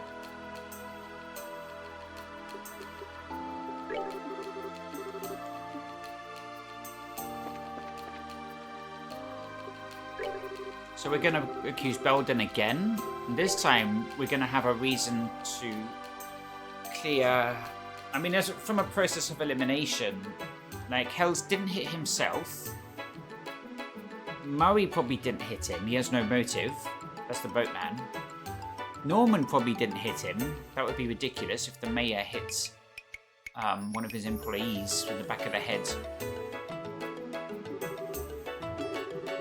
Explain the reason you discounted the original suspect. In fact, he has a solid alibi. Cooper was outside when the sound was heard. Norman's testimony corroborates this, so we can say for sure it's accurate. If that was the sound of the crime being committed, then there's a very small chance Cooper is a criminal.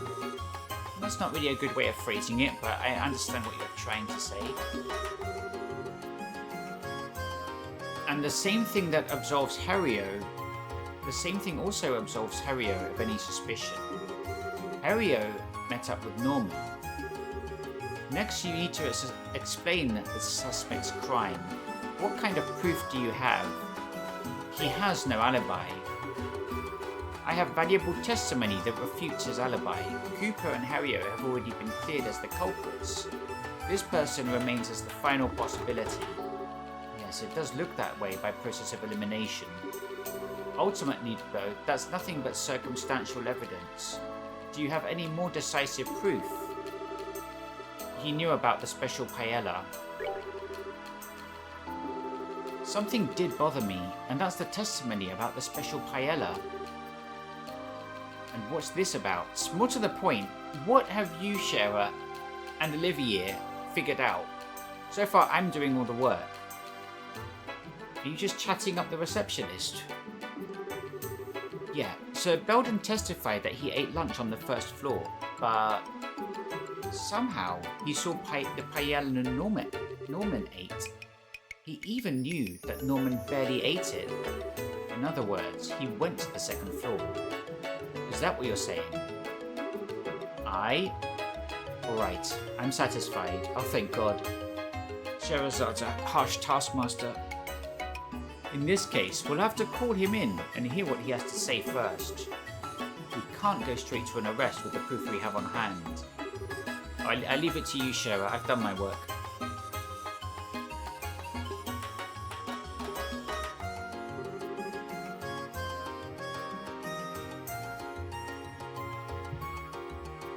Why did you call me?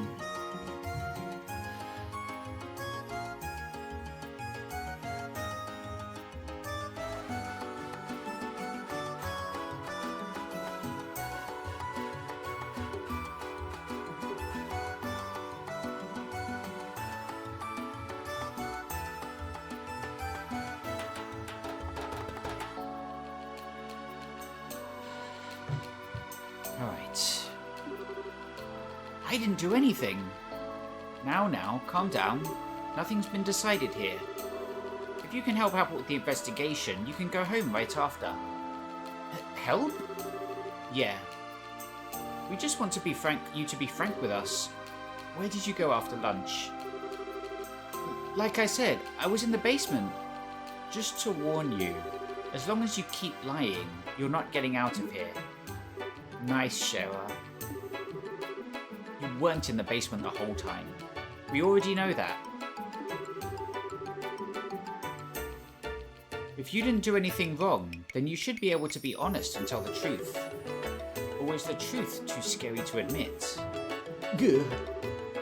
Fine, I'll talk.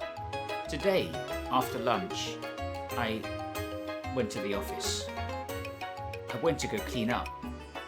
Clean up? So the person who returned the plates to the front was... yeah, it was me. Everyone seemed busy, so I figured I'd clean up. While I was cleaning up, I thought I'd tidy the office, but... I didn't think that'd happen. Huh? Hold on, you're not making any sense. You just cleaned up right after. Why does that have anything to do with the case? I've got an idea. Yeah. Actually... don't tell me it was accidental. I see. I understand Belden came to this room to clean, but I'm not sure how that correlates. What does it have to do with the assault on Dells? It has a lot to do with it. Well, let's hear him say it himself. Go on, explain. Yeah. Well, once I finished cleaning the room, I thought I'd head back. But since I'd tidied up a lot of stuff, the room was real dusty. I thought I'd open the balcony door to air it out, but my hands were full of plates. I didn't have any choice, so I kicked the door as hard as I could. Wait, you mean... Yup, it's exactly what you think. That door is the criminal that knocked out Dells. The door, flying open, slammed right into the back of your head. In other words, the truth of the case is an unlucky accident. Wait, so then... I'm innocent, right? Yep, off you run. Bye. Phew, man oh man. Finally free and clear. Still, what a mess. Why didn't you volunteer this information at the beginning? If you just told us the truth, things wouldn't have gone nearly this far. I'm sorry. Come on, he's telling the truth now. Give him a break.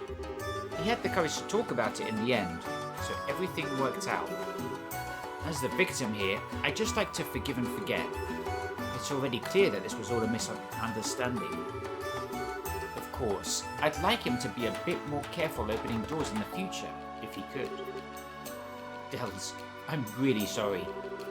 And you too, Cooper. You almost got turned into a criminal. You don't need to worry about me. I'm in the clear, and that's good enough for me. Well, that settles things. Thank goodness. And that is our report. Bracers, I'm so sorry for today. It seems we've taken up a great deal of your time. Yeah, no kidding. That'll be 10,000 mirror, please.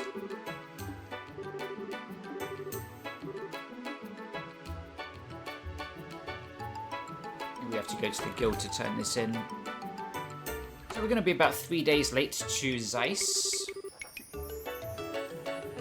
T and Professor Russell are going to be putting out a missing persons report. I wouldn't have dreamed it would end like that, though. Truth is always stranger than fiction.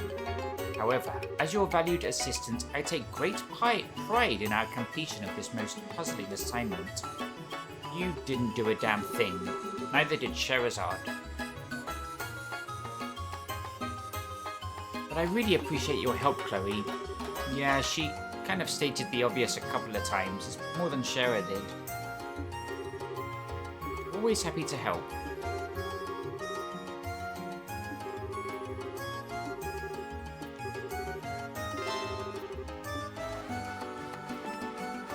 Damn, poor localization team.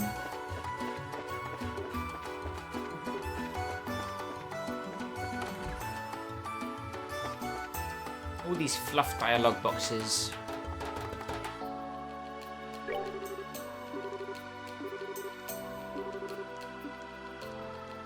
Sorry, what was that? Once you get to Zeiss, you should stop in at Professor Russell's. We should probably pick his brain about this new gospel situation. 5,000, 5 BP. That's not bad.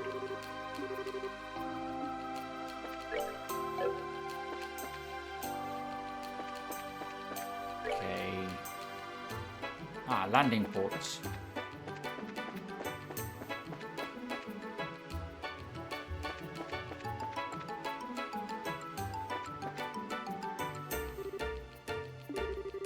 You're the group of bracers heading to Zeiss. That's right.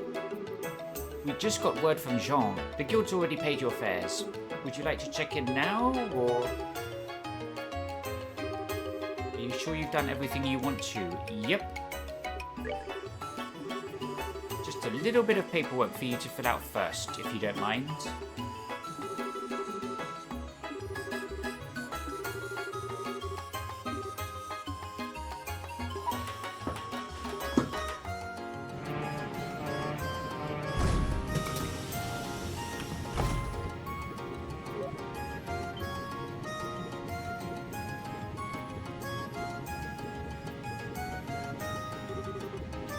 Alrighty then. Oh no, not again.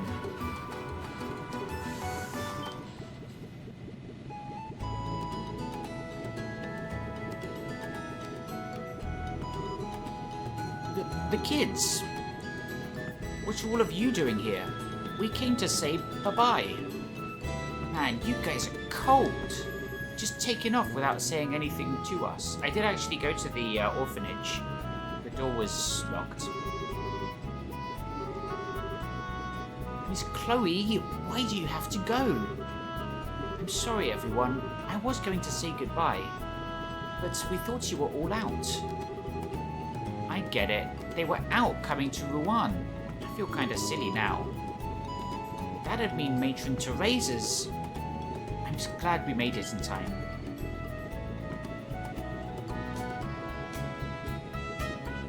Oh, Professor Dumbledore's here. Like we'd missed this. We kind of cut it close though. Thanks to the fact that you wanted to wait till the last second to keep it a surprise, Jill. Hey, you always want that ends well, right? Actually, it was Jill who let us know you were leaving. I thought it would be nice if we could see you off. and pay no mind to the old man in the corner. Hey, Estelle, I heard that Joshua ran away from home. Oh. Matron Teresa told us what happened. I see. I'm sorry. I should have told you all. It's okay. We'll pray that Joshua comes home real soon.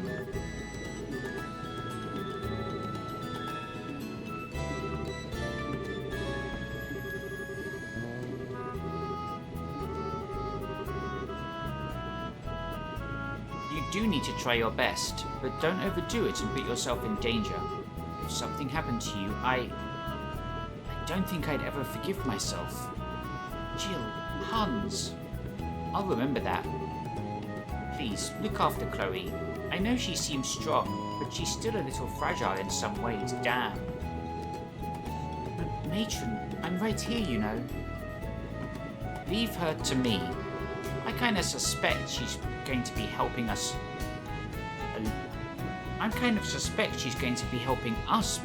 More than anything, though. Use this as a chance to examine yourself and your desires. Don't fret. Simply look for the answer you've been seeking.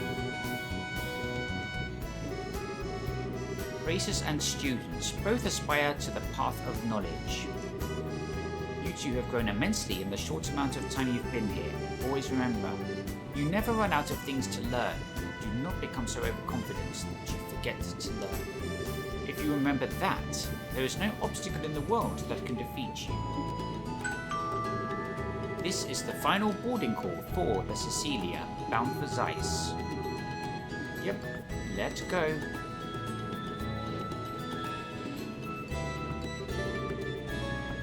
See you guys. We'll be back. I promise. You better come back with some great stories. And bring Joshua back with you.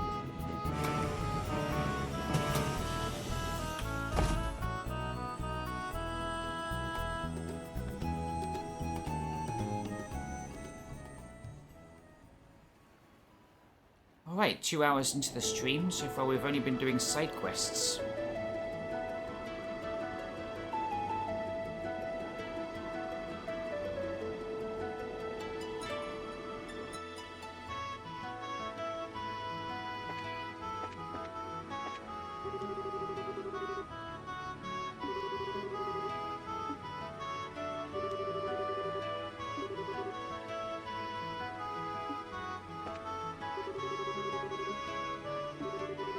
Surprised we didn't get to see the end of the mayoral election. I mean, we'll come back to it, I'm sure.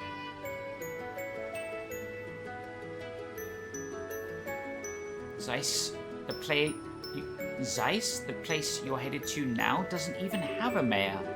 Instead, the head of the central factory fulfills the mayoral duties for the city and region.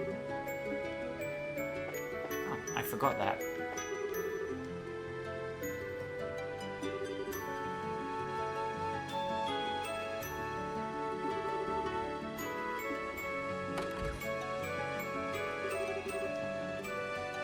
Thank goodness, that passenger has finally quieted down.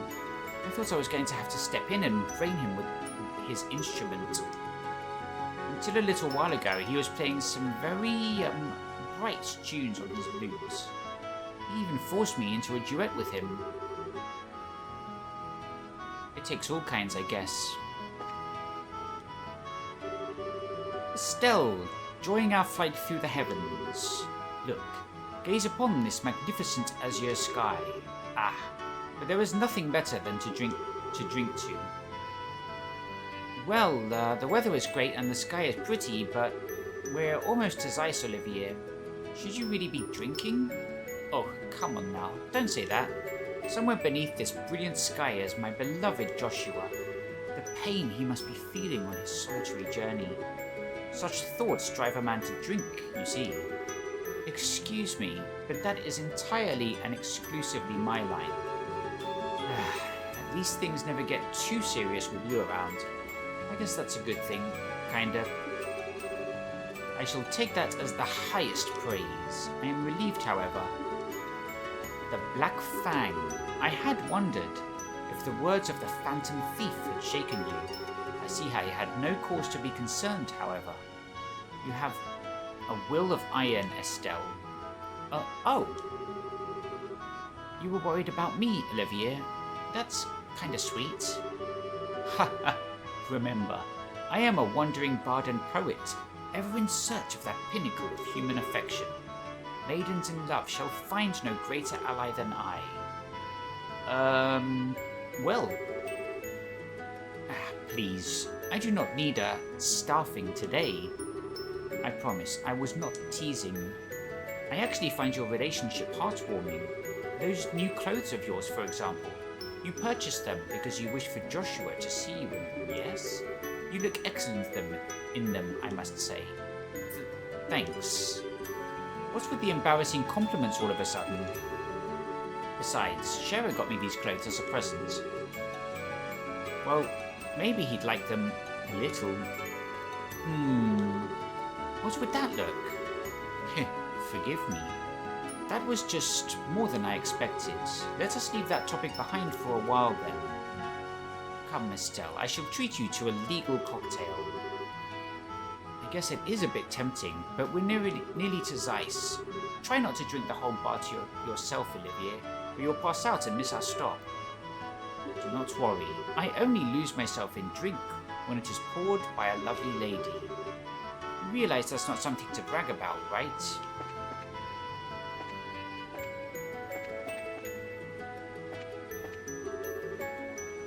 Currently to our right is the Titith Bay, Libelle's gate to the Great Sea. While it is currently slightly cloudy, you should be able to make out the coastline.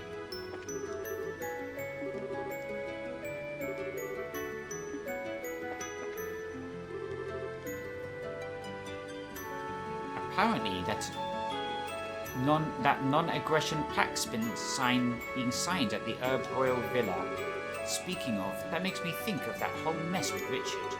Of course, last I heard, he's still in the stockade at Leyston Fortress under guard 24/7. Maybe we'll meet him. They say the three nations are going to be signing a non-aggression pact soon. I'm impressed with Queen Alicia, bringing both the Empire and Republic to the same table like that.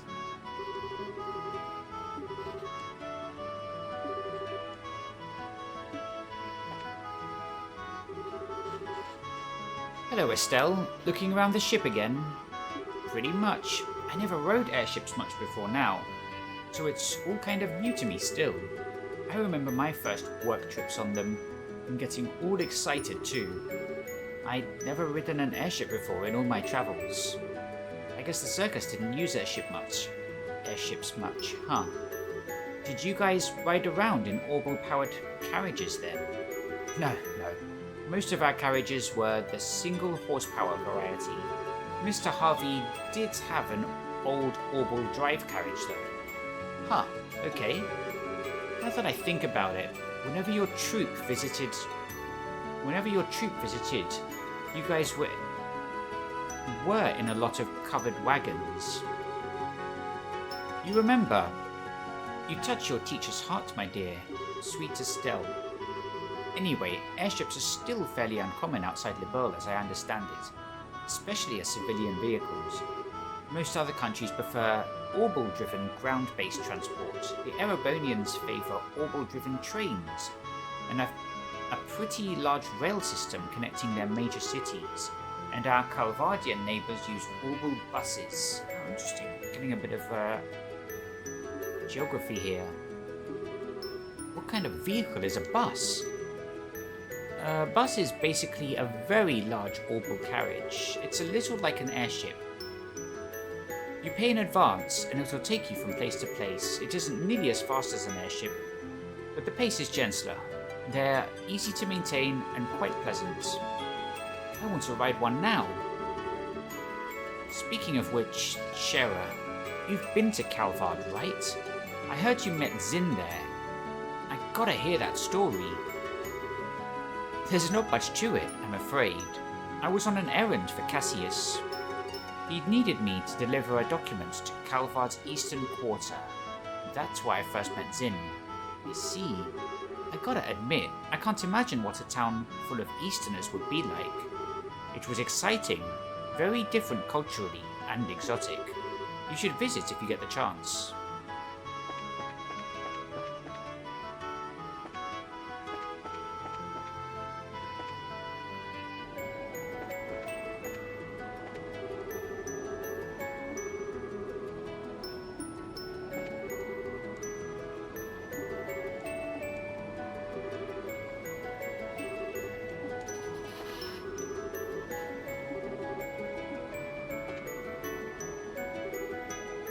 Oh, hi Estelle. Taking a walk around the ship? Yeah, pretty much. Oh, yeah, Chloe, what do you do when you need to get back to Grancel? Do you get the Royal Guard to fly you over there? No, of course not. That would be a little obvious. I just use normal flights like anyone else. I usually go back twice a year, once for New Year's and once for Grandmother's birthday. So you're kind of used to a passenger flight, huh? Oh, but what does Sieg do then? Does he fly at his own pace to the capital? Oh, well... Sieg, come here. Squee! Whoa. Haha, sorry. I'm just calling you for a moment. Well, that was a surprise. So Sieg can follow the ship. Cool. Squee! Sieg can fly level at speeds of up to 1800 Selge per hour. Most airships cruise at around half that. So to Sieg, this isn't much faster than an evening stroll. I see. You really are better than the average Falcon, aren't you, Sieg? Squee? Sieg's speed is the reason he's so useful for contacting the Royal Guard. If for some reason I can't use powered communication, nothing in the country can carry a message faster than Sieg. I thought so. I remember how fast you got in touch with Julia during that thing with the mayor. Thank you for flying with us today. We will be arriving in Zeiss momentarily. Please be aware that there may be turbulence while landing, and we ask all passengers to take their seats. Check out the basement.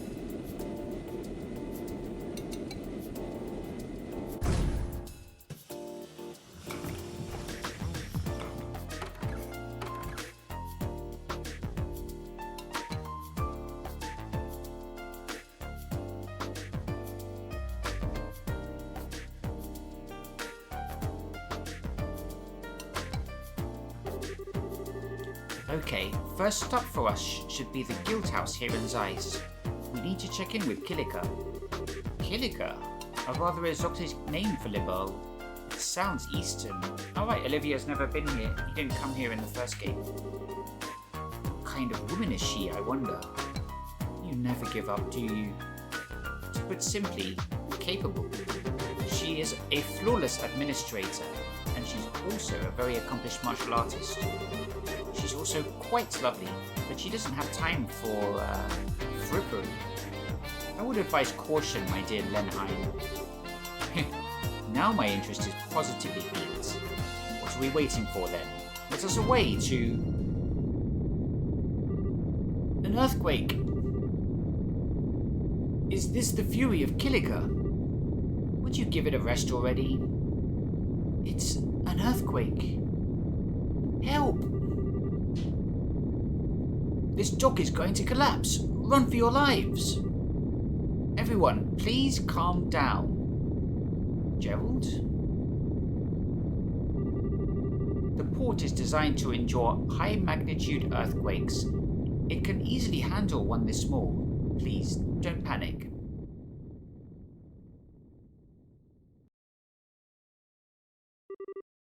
It stopped. Whew, thank Adios that's over. Everyone, please come to reception in an orderly fashion. Oh man, it's been quite a while since I was in an earthquake. That was so cool.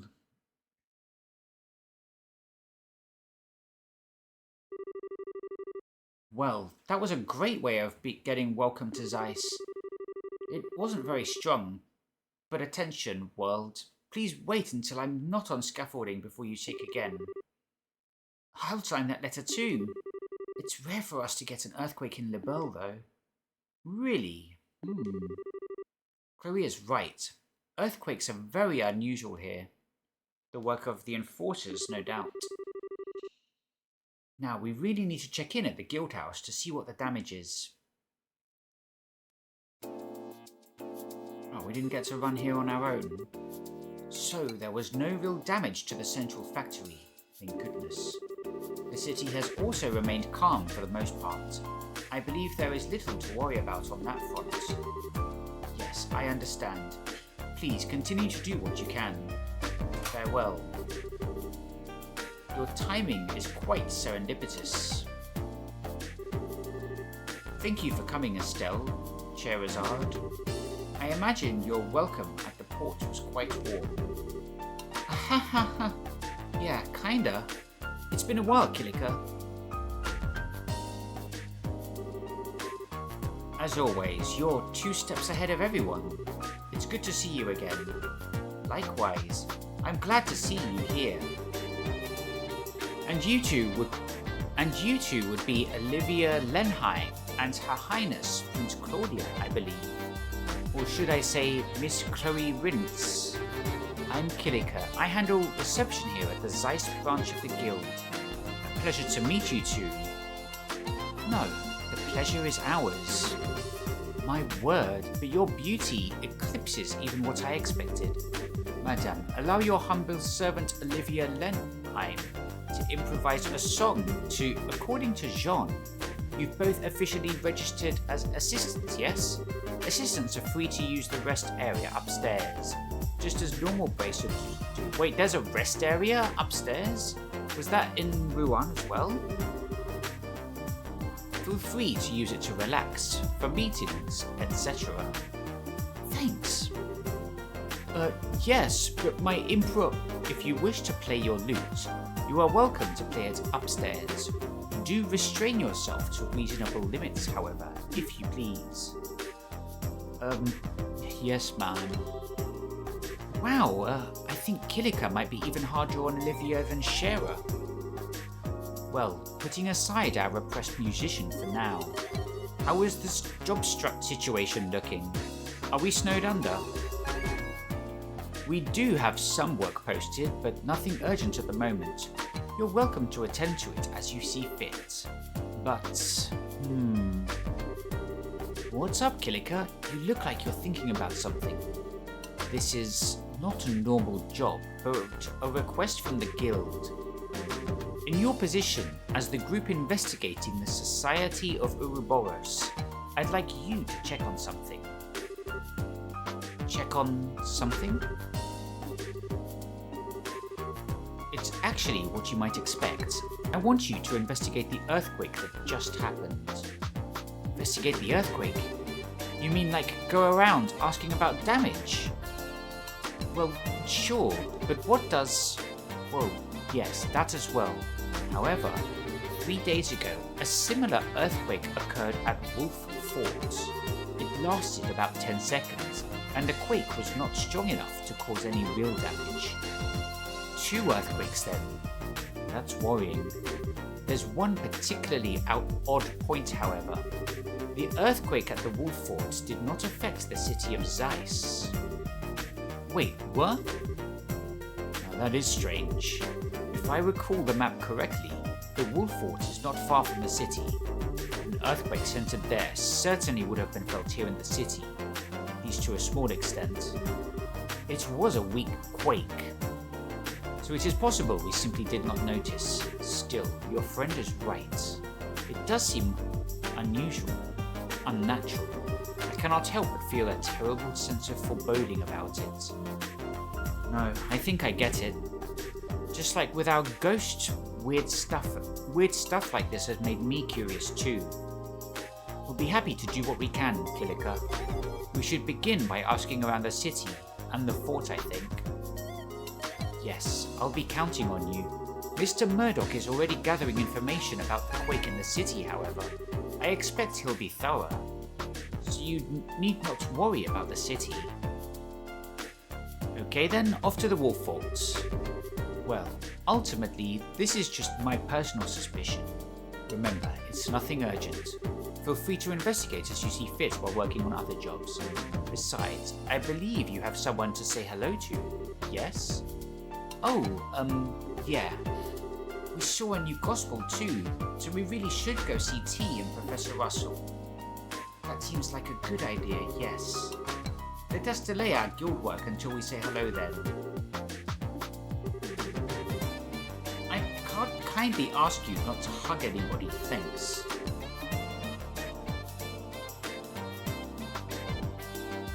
Okay. Got 5 new quests, the Stolen Sign, Training Assistants, a new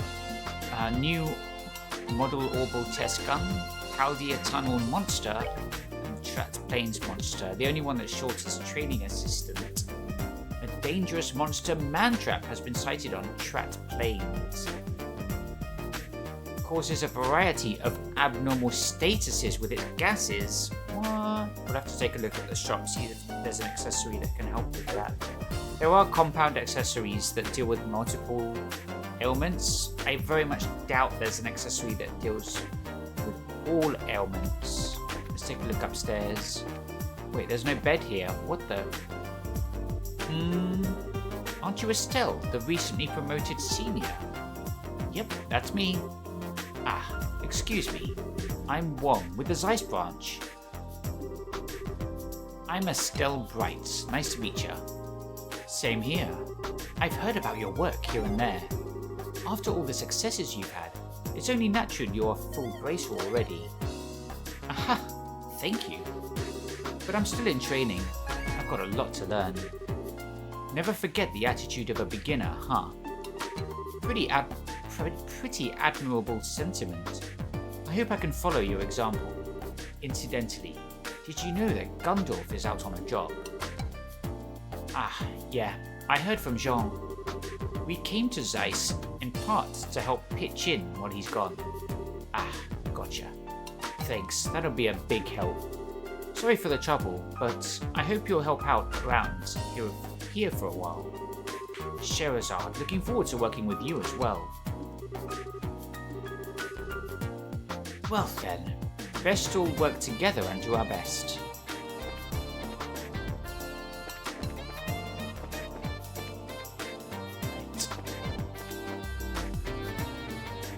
Trap Plains. Trap Plains is to the south. That's where we gotta fight. So what we got here? Opal Factory.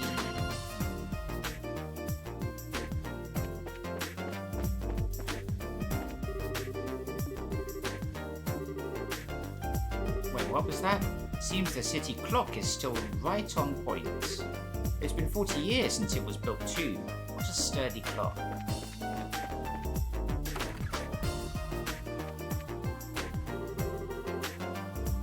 Earthquake a bit ago sure was a shock. I was on the job, and I ran to the church without even thinking. It's not a good idea, you should probably stick to the open spaces. Certainly don't run into buildings, unless you know they're very earthquake resistant.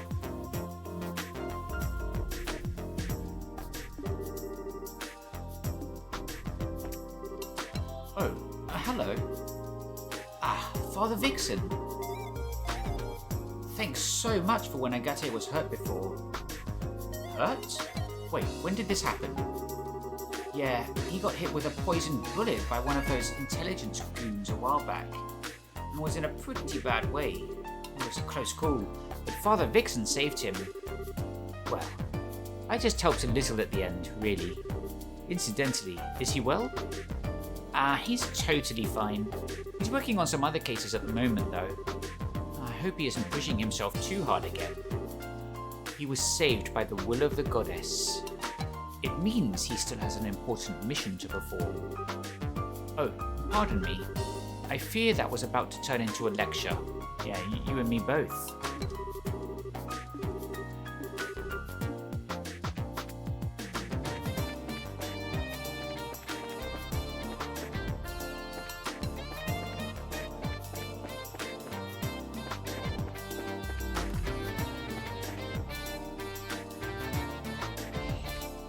Okay, what else we got in here?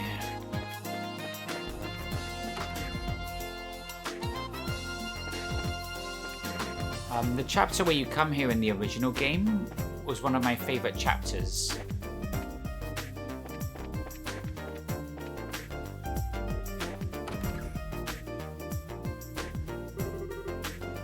So, that was an earthquake. First time I've ever felt one.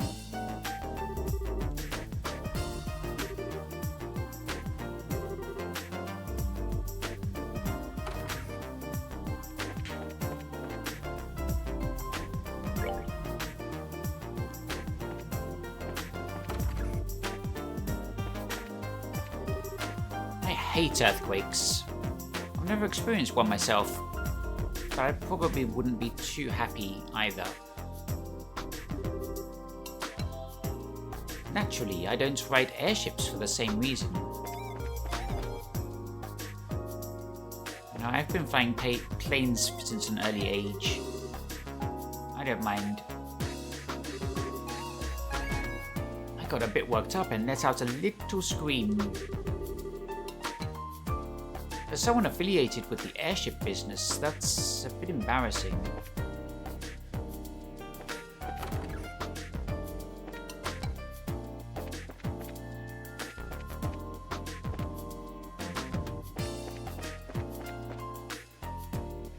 Arms and Guards. Let's see what you got. Welcome to Stain Arms and Guards.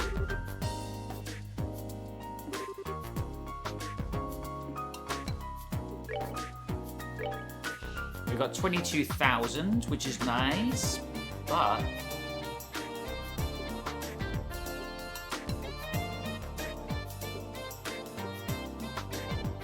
enhanced jacket. It's not too expensive either.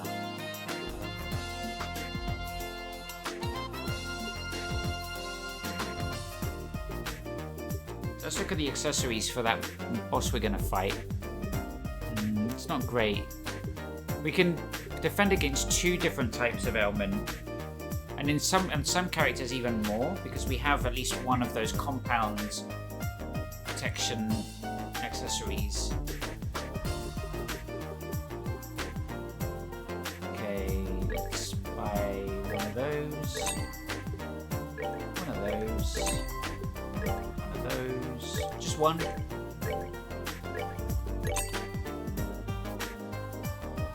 Sinclair. Do you want to buy 4 of them? That will cost 2,800. I might just buy 2 of them for Shara and Chloe.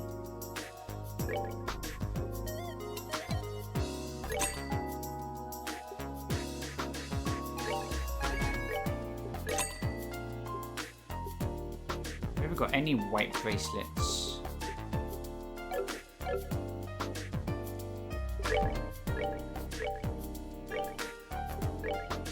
Yeah, we got 2 Genus blouses. So she's got moon glasses as poison and blind. This gives strength and death plus 10.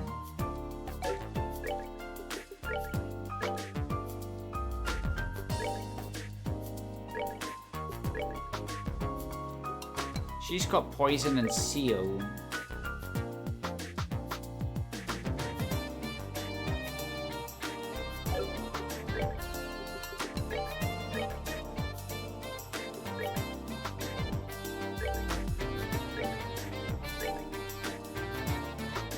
Poison and seal.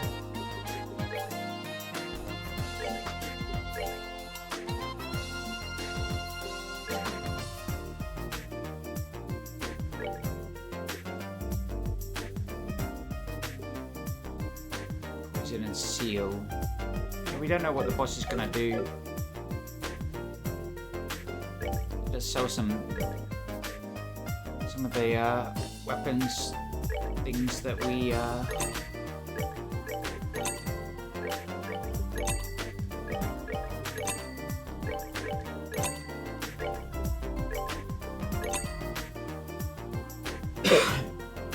Oh, Genius Blazer is men only.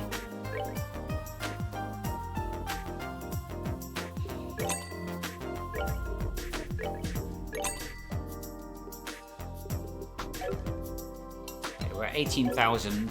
Still pretty well off. Doing that side questing really paid off.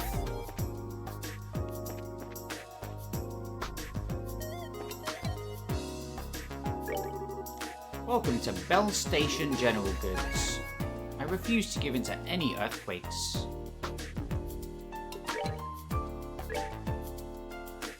Liberal News Issue 3. Soft Knit Cat prevents freeze. Oh, that's a good one. Let's buy a couple of those. Cat suit. A soft and fluffy cat suit with a cute little bell collar. And we have to see if there's anything we want to craft. Any foods we want to craft. It's called a quake when the ground rumbles. Did you know that?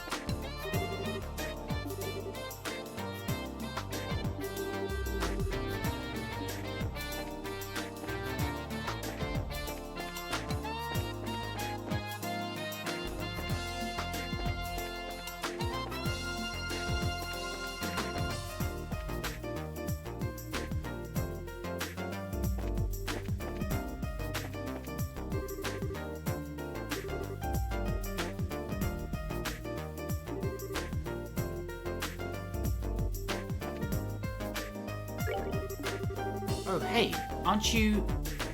Yeah, you're the Brazers who bought me that acerbic tomato. Ah, you remember us? You bet I do. I owe you a lot. My bitter tomato cooking is pretty popular right now. Wait, was this a side quest? Because I carried the save over. You're kidding, right? Those researchers can't get enough of it. It's got a rep for being the best cure for a little fatigue. You can imagine why scientists would be all over that kind of thing. I still struggle to understand how the benefits would outweigh a flavor like that. Hey, since you're here, give my new recipe a try. What'd you say? It's my treat, of course. A tomatrio sandwich. Eat some of my super nutritious cooking and keep up the good work. And you'll go far.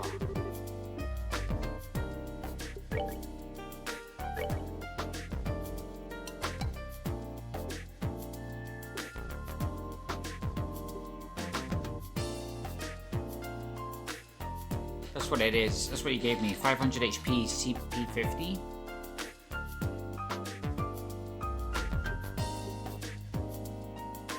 This cures poison blind freeze. Might as well buy a bunch of them. It's cheap. It might help against that boss because of the amount of ailments it cures. This one gives strength 20. Buy a couple of them.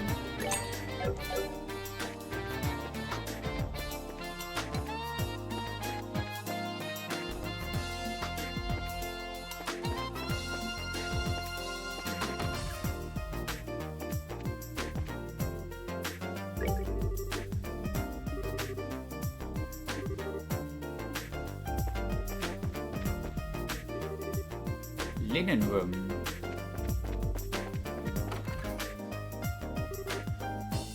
Welcome. Ground still feels like it's shaking.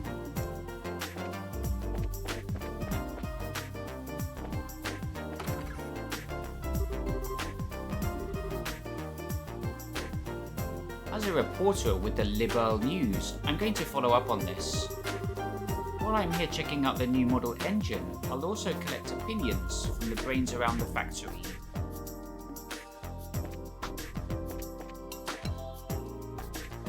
Oh yeah, I think I bought you a newspaper.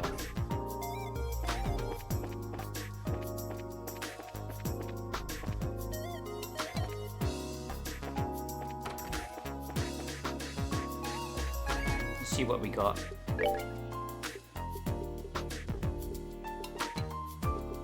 Liberal News Issue 3.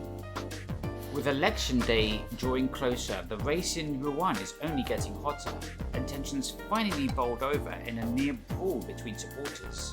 Thankfully, the conflict, rumoured to stem from an argument between camps, didn't come to physical blows. debates are one thing, but we urge the candidates and their supporters to respect one another and reflect on this. Candidates need to compromise. Behind the incidents lies a deepening opposition between supporters. Some level of antagonism is, unfortunately, to be expected given the passionate platforms, but brawling is unworthy of any future leader. Reflection and compromise is the mature answer. Saved by the loot? A mob of angry supporters on the edge of violence, calmed by the sound of a lute? It seems a certain musician was playing nearby. Perhaps music does soothe the savage beast. Ghosts in Rouen. I saw a white shadow that danced in the night sky amidst the furor of the election. Furor? There is another word I mispronounced. It's pronounced fracas. Obviously a French word. It's just means a fight. Ghost sightings like this became quite common in the region. For a time, according to reports, the Bracegild was sent in to investigate and determined the sightings to be a pointless prank. The culprit is still at large, but the equipment used has been confiscated, so citizens can rest easy, without fear of the ghost reappearing, so they're withholding the Phantom Thief information. Royal Villa to host signing. According to an announcement from the Foreign Affairs Division, the signing ceremony is to be held at the Royal Villa. The ceremony is slated for the end of the month, and the army appears to be ramping up its security operations in preparation for the event. Yeah, they were mentioning this on the flight. Breaking news. Earthquakes in Zeiss. Early yesterday, there was an earthquake reported in the vicinity of the Wolf Fort. The quake was a short duration.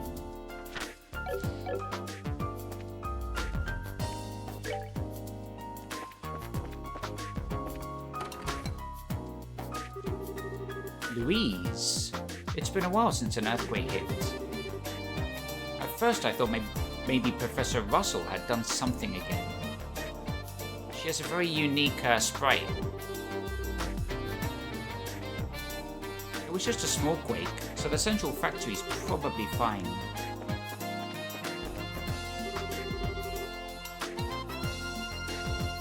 All these books fell down in the earthquake. I'm guessing this is the factory?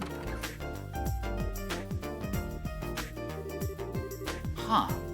Are Professor Russell and Tita even in? From what I know of Russell, it wouldn't surprise me if he's at the central factory. Grandpa, the second floor's cleaned up. Thank you, T. Could you organize the parts next? Okay. Aha! I don't think we have to worry about finding them.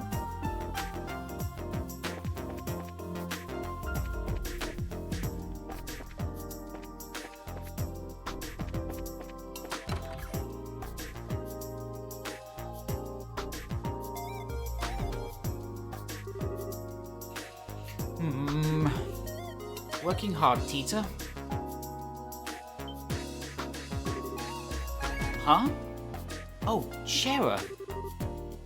What brings you here? Wait, I remember you. Cassius Bright's apprentice, right? Mm-hmm. It's been a while, you two. It's really a bit of a mess in here. Is it because of the earthquake? Oh, yeah. Sorry. Hi, everyone. What? How did Shara beat us here? Hehe. Sorry I haven't been in touch. Estelle! Estelle! What? Tita, what's... Wah! It's really you! I thought you were gone forever. Wait, hang on. Gone forever? I'd never do that. But... I heard Joshua ran away, and then you left the country. I thought I was never gonna see you again. Oh, T. I'm sorry. I shouldn't have left without saying anything. As I recall, Cassius sent you off to that bracer school in Lemar, didn't he? When did you get home? I got back just a little while ago. I was working in Rouen after getting back. I only just arrived in Zeiss. I see. Well, welcome back. Ah, wait. The two with you. Hello, Professor T. I'm sorry I've been out of touch as well. Pardon our intrusion, good sir. Chloe, Olivia, everyone's here. Oh, this is wonderful. They're helping us with our investigation. A lot of stuff happened in Rouen. Well, let's get comfortable and hear the story, eh? Come, I'll show you to the living room. So, the true force behind the coup is on the move again. And they had another gospel with them. Troubling. A holographic projector that can show an image all the way across the region. How is that even possible? Well, the concept of a projected holograph is nothing new. I've been kicking around ideas for putting it off myself. But a device that can project a lifelike three-dimensional image great distances away from its origin point. I can scarcely even imagine the physics behind such a thing. That weirdo we fought said something about an experiment with a new gospel. It did seem bigger than the one from before, but it didn't stop our ordnance. Say, on that note, how is the gospel we captured a while ago? Have you made any progress in analysing it? About that. The more I investigate that little enigma, the stranger it gets. Strange? Yes. Let me start at the end, actually. I am convinced the orbal shutdown phenomenon is not a function of the device itself. What? But that black orbment has stopped other orbments dead in their tracks. We've seen it, Professor. You've seen orbment stop in its presence. That isn't quite the same thing, milady. No matter how I look at it, though, the quartz in the device simply cannot actually do that. I can certainly warp orbal fields. Oh, it can certainly warp orbal fields. Oh. How it can do that? But suppress them? No. Orbal fields. Oh, orbal field refers to the electromagnetic fields generated by an individual orbal device. With normal orbments, you can describe an orbal field by drawing its field lines, with those follow very specific rules. When Grandpa tested the gospel, though, its field didn't obey those rules at all. This is going a little above my pretty little head, I'm afraid. Yeah, afraid not much is registering. In layman's terms, it's a warped orbal field that doesn't obey the laws of such things as we understand them. Regardless of that, though, ultimately, an orbal field amounts to nothing more than orbal energy in an area. Unless you were to apply very specific direction and purpose to them, you shouldn't get the orbal shutdown phenomenon effect regardless. To be honest, I'd been utterly stuck on this, but with your report of this holographic business, I may have an idea. Thank you for letting me know. Haha, well, I'm not sure how that was useful, but you're welcome. The Royal Army has custody of the device that Ouroboros agent used, but I'm sure they'll let you have a look at it if you contact them. I may just do that. Speaking of which, what are you going to be up to now? Will you be working in Zeiss for a while? Oh yeah, about that.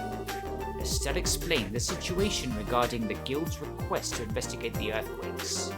Ah, so Killiker thinks the earthquakes. Well, it is true that earthquakes are rare here in the Burrow, and she is correct about the earthquake at the Wolf Fort. 3 days ago. I think Miss Killiker is right. I don't remember Zeiss getting any tremors at all. That is kind of weird. Well, it's a natural phenomenon, so I kinda doubt the society is involved. I wouldn't be so sure. It's still pretty weird though, and we'd like to figure out what's going on. Indeed. Earthquakes? I wonder if it would be useful. Let me guess, Professor. You have an old invention in the toolbox which might help. I do have something in mind. But then how would we... Wait. Transmit the data back here using... and then hook it into the Capel. Of course. Ha! Yes. It'd work perfectly. Professor Russell, could you keep the rest of us in the loop? Don't worry. I need to check a few things regardless before we start. I'd recommend heading to Wolf Fort and learn from them what happened. I'll see about preparing a little something useful for when you get back. Well, I definitely won't say no. What little something are we talking about here? That'll spoil the surprise. Just you wait. Now, if you'll excuse me, I need to get to the central factory. Just have to browbeat Murdoch into getting along. T, would you mind helping your old grandpa? Maybe? Estelle, I'm sorry. We finally meet again after so long and... It's okay, don't worry. I'm just happy I get to see you again. We'll be in Zeiss for a long time, so I'm sure we'll have the chance to spend some time together. Estelle... Yeah, can't wait. I'm sorry we couldn't give you much of a welcome. Don't worry, T. We'll stop by again if the chance comes up. Perhaps on that day, I too can be greeted with such moist, welcoming eyes. And on that day, you'll have 2 black eyes. Ha ha ha. Anyway, see you later. We'll contact the guild once we're ready.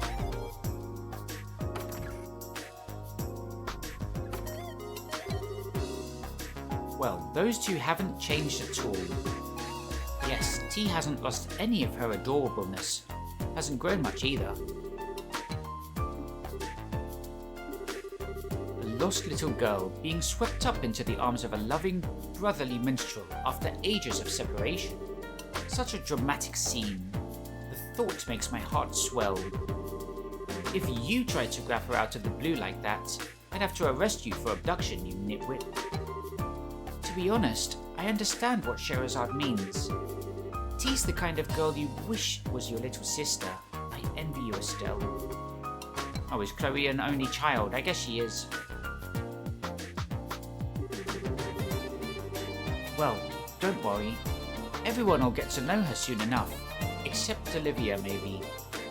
Estelle, an arrow to my heart.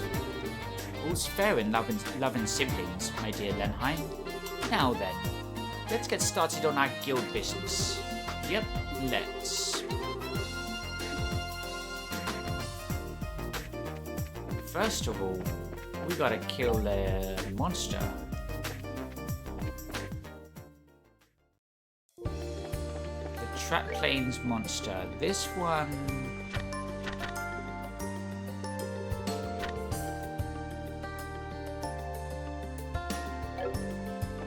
causes a variety of abnormal statuses with its gases. It's not that snake, is it? Earthworm. The only thing worse than people like you? Chests like me. Harsh. Wolf Fort is that way. Well, we don't want to go there yet. There's some more exploring to do. Oh nice, a new fishing rod. The chest is full of hopes, but you can't seem to take them away.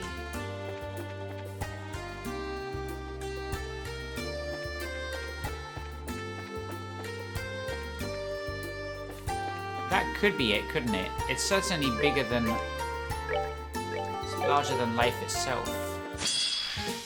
No, it didn't ask me. It's just a huge fucking snake.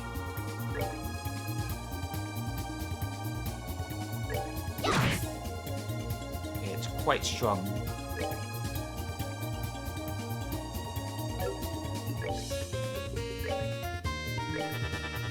See if that takes that out.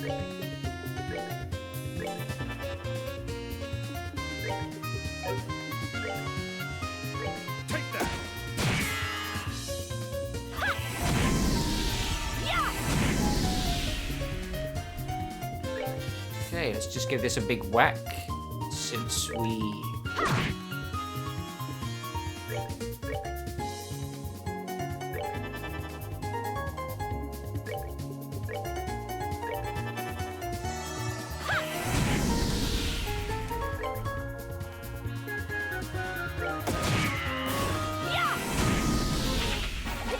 Oh shoot, it ran away.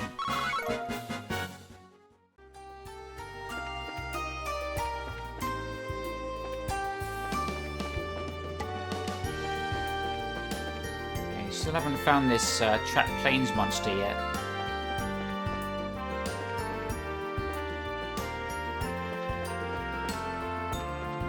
They're usually not moving, and they're distinct from every other monster. And when you try and engage them, it will prompt you.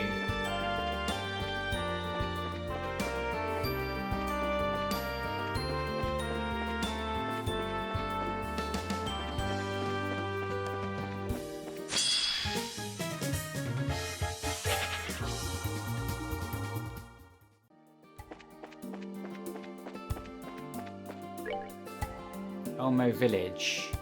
Okay, let's see what happens.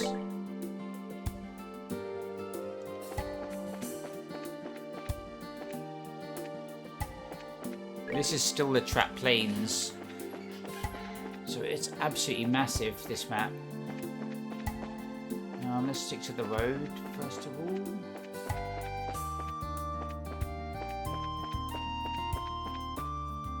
Okay. Now let's go around the edges.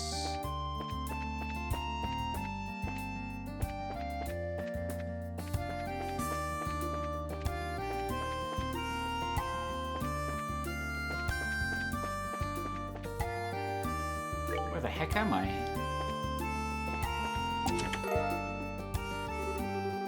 I knew you'd come back to me someday.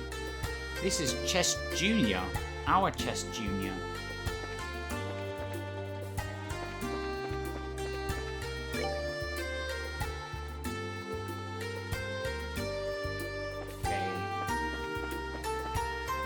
Big Snake is not special.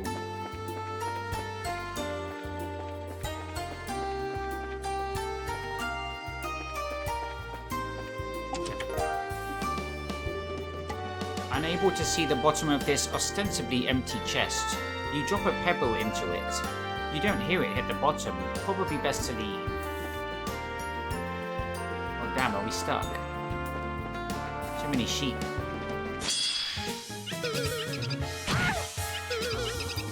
That sucks. Why are there so many sheep here?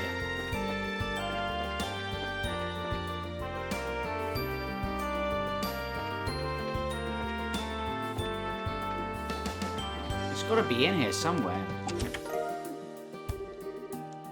I once heard on the playground that if you check a certain chest enough, it'll give you all the items and as much mirror as you can hold.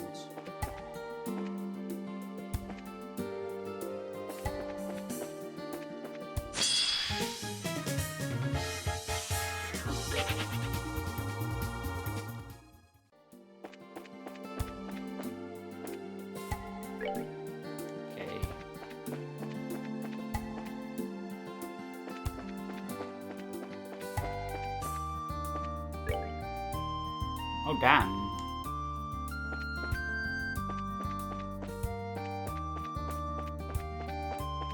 Is it not here? Just cut through this middle.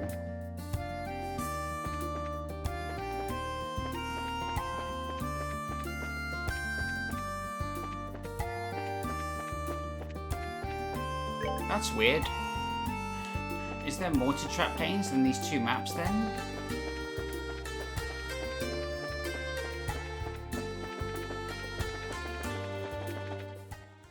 No, this is the end of Trapped Plains. This is Elmo Village.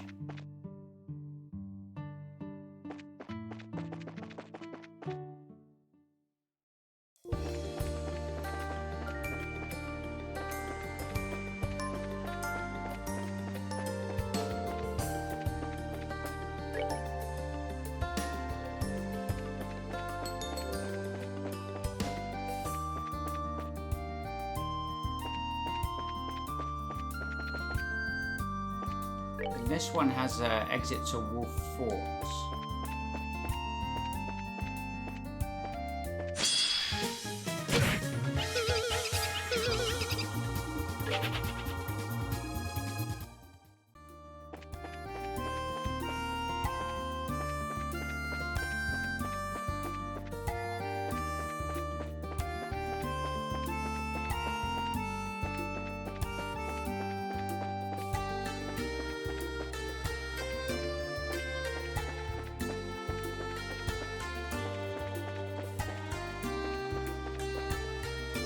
Ah, it continues here. There's a third map.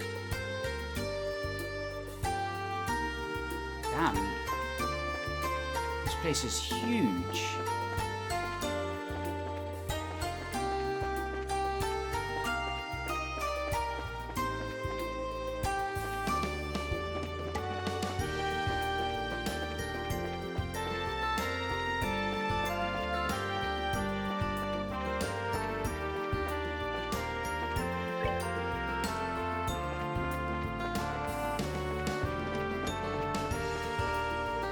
That's it.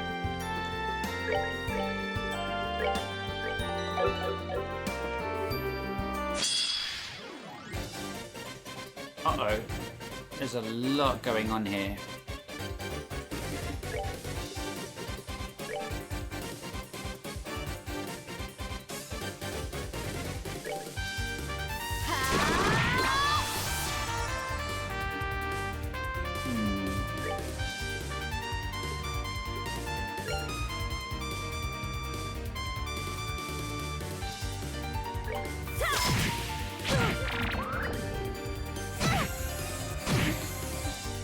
Put her to sleep. This is gonna be an annoying fight.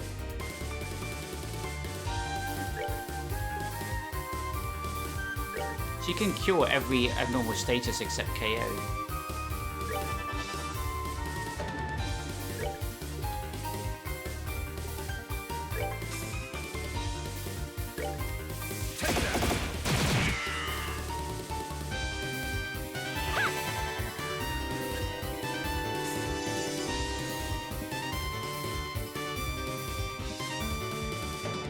Is she awake? I can't. Okay. No. Couldn't see.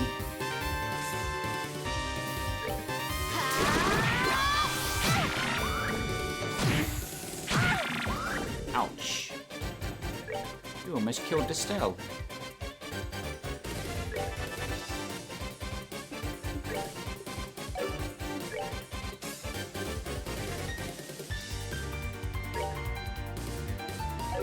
That sucks.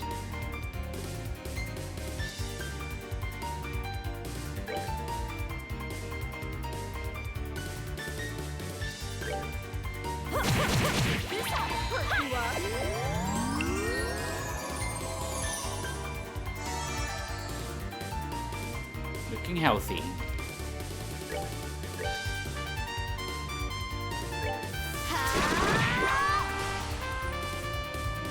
Can't interrupt that one. Maybe with Olivier? Interrupts that healing turn.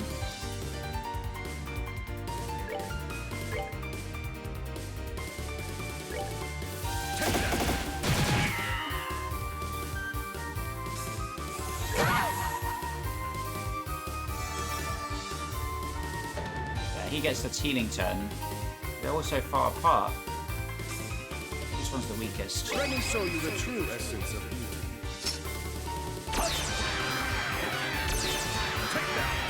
Gonna have to be patient. This guy's got a lot of health.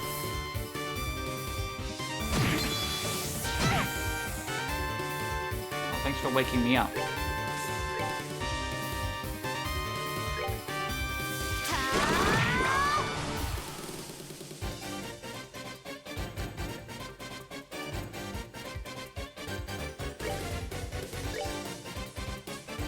Oh, damn.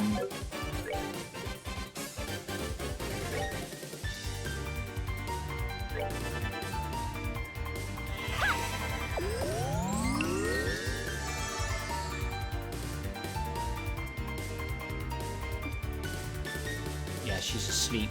That sucked. And we can't possibly get all of them.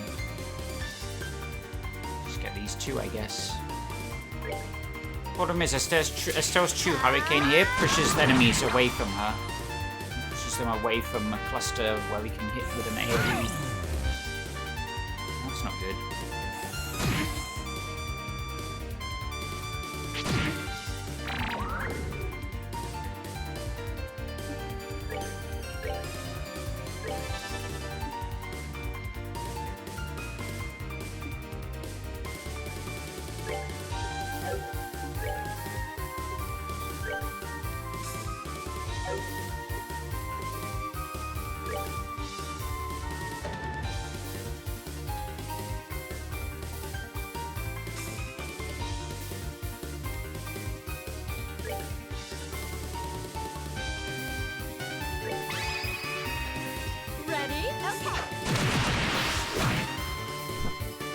Almost.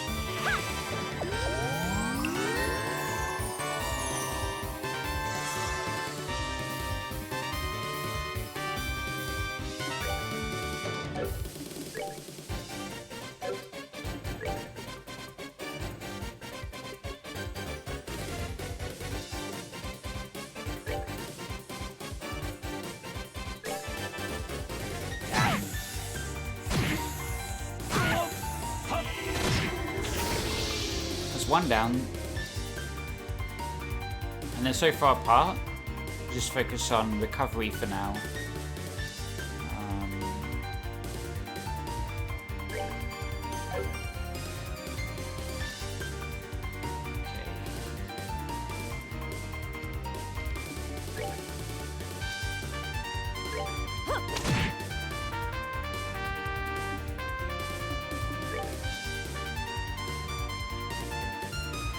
Damn, this one's recovered a lot of health.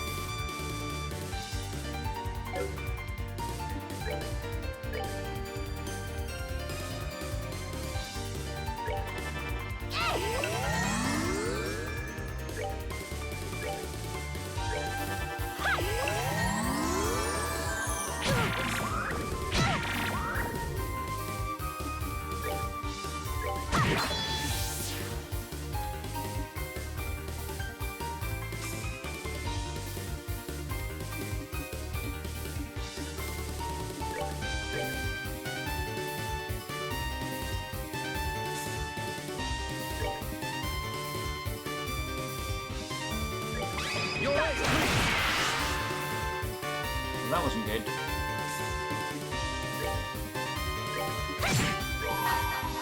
Let's get a heal up. Oh damn, I can't reach Estelle.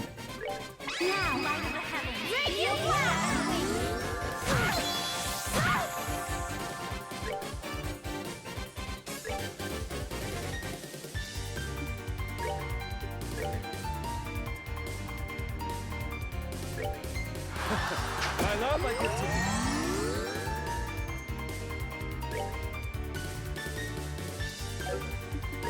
See how susceptible they are to magic.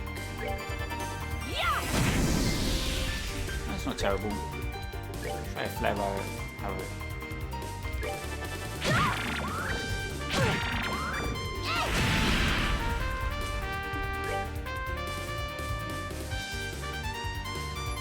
Oh damn, their HP steal is absolutely protracting this out.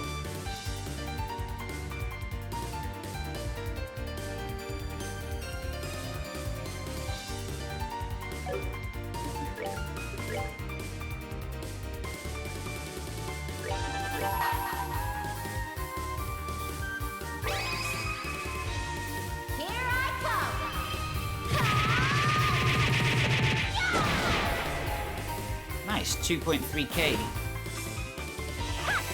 Should be much easier now.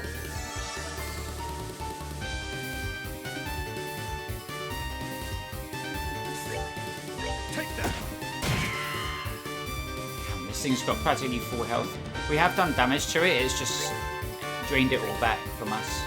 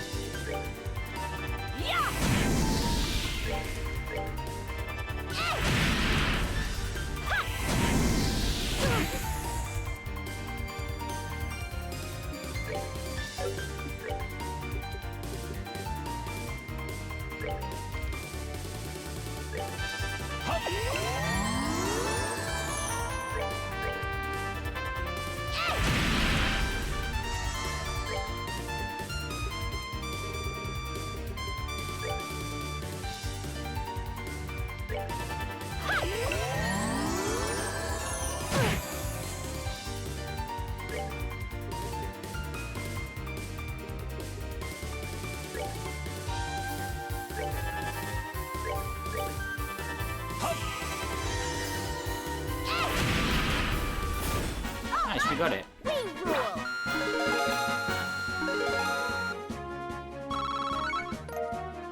That was a long fight.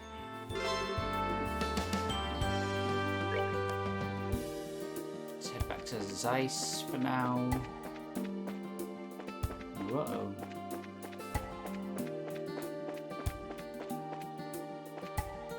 Well, I guess we can head to Wolf Forts. That's what we're doing, isn't it? And we're close by.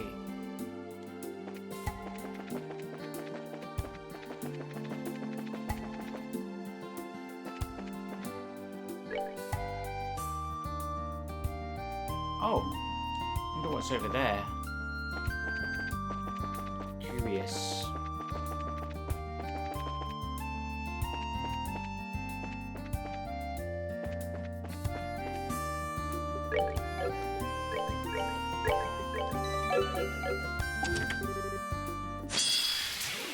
Oh, jeez.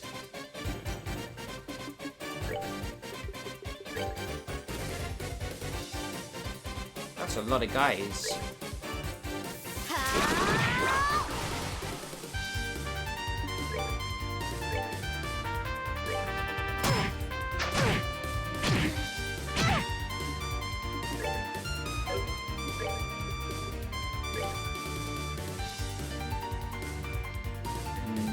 That's 5. Most we can hit is 5.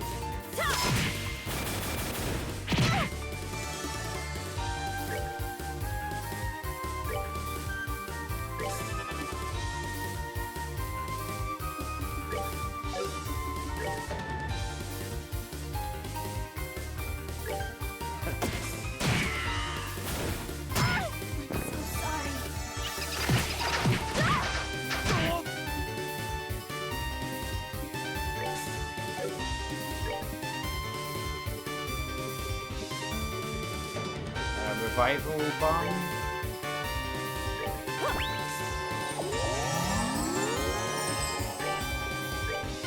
This will hurt.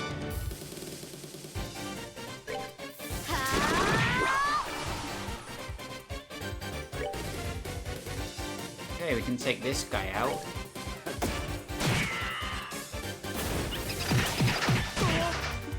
That's fine. Don't worry about it. What's this guy's weaknesses? Fire. Boy.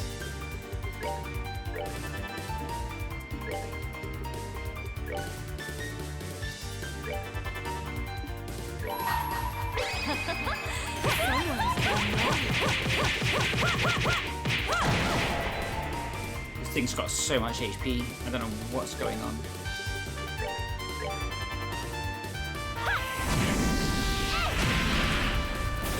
We rule. Let's see what's in this chest. Some good EXP.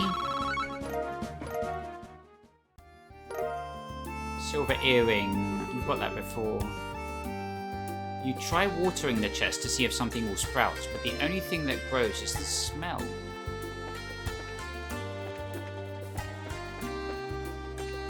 I guess that was the reason to come here. Alright, we'll be streaming for about 3.5 hours. I'm gonna grab something to eat. We'll be back tomorrow to continue with chapter 2.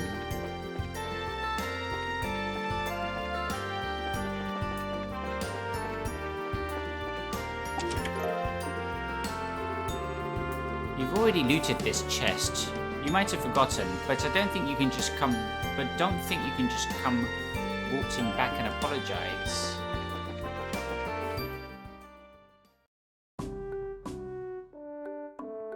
Wolf Fort. It's really peaceful here. I guess we don't need to worry about Calvard invading us and stealing our puppies or something, huh? Quite a difference compared to the Hacken Gate. Of course, unlike my glorious fatherland, Calvard and Liberl are easy friends. There are reasons for that, you realize. I imagine our relationship with Calvard has something to do with it, although beyond the gate is a mountain pass that would be too difficult for a full army to pass through. That's why the gate is so small as well, as I recall. Ah, yes. Far different from the Hacken Gate, which faces onto a great open road. I'm still not quite sure about the free-range poultry, either way though. Anyway, let's start asking around about the earthquake. We should probably check in with the guard commander first. Okay, let's save. 16 hours.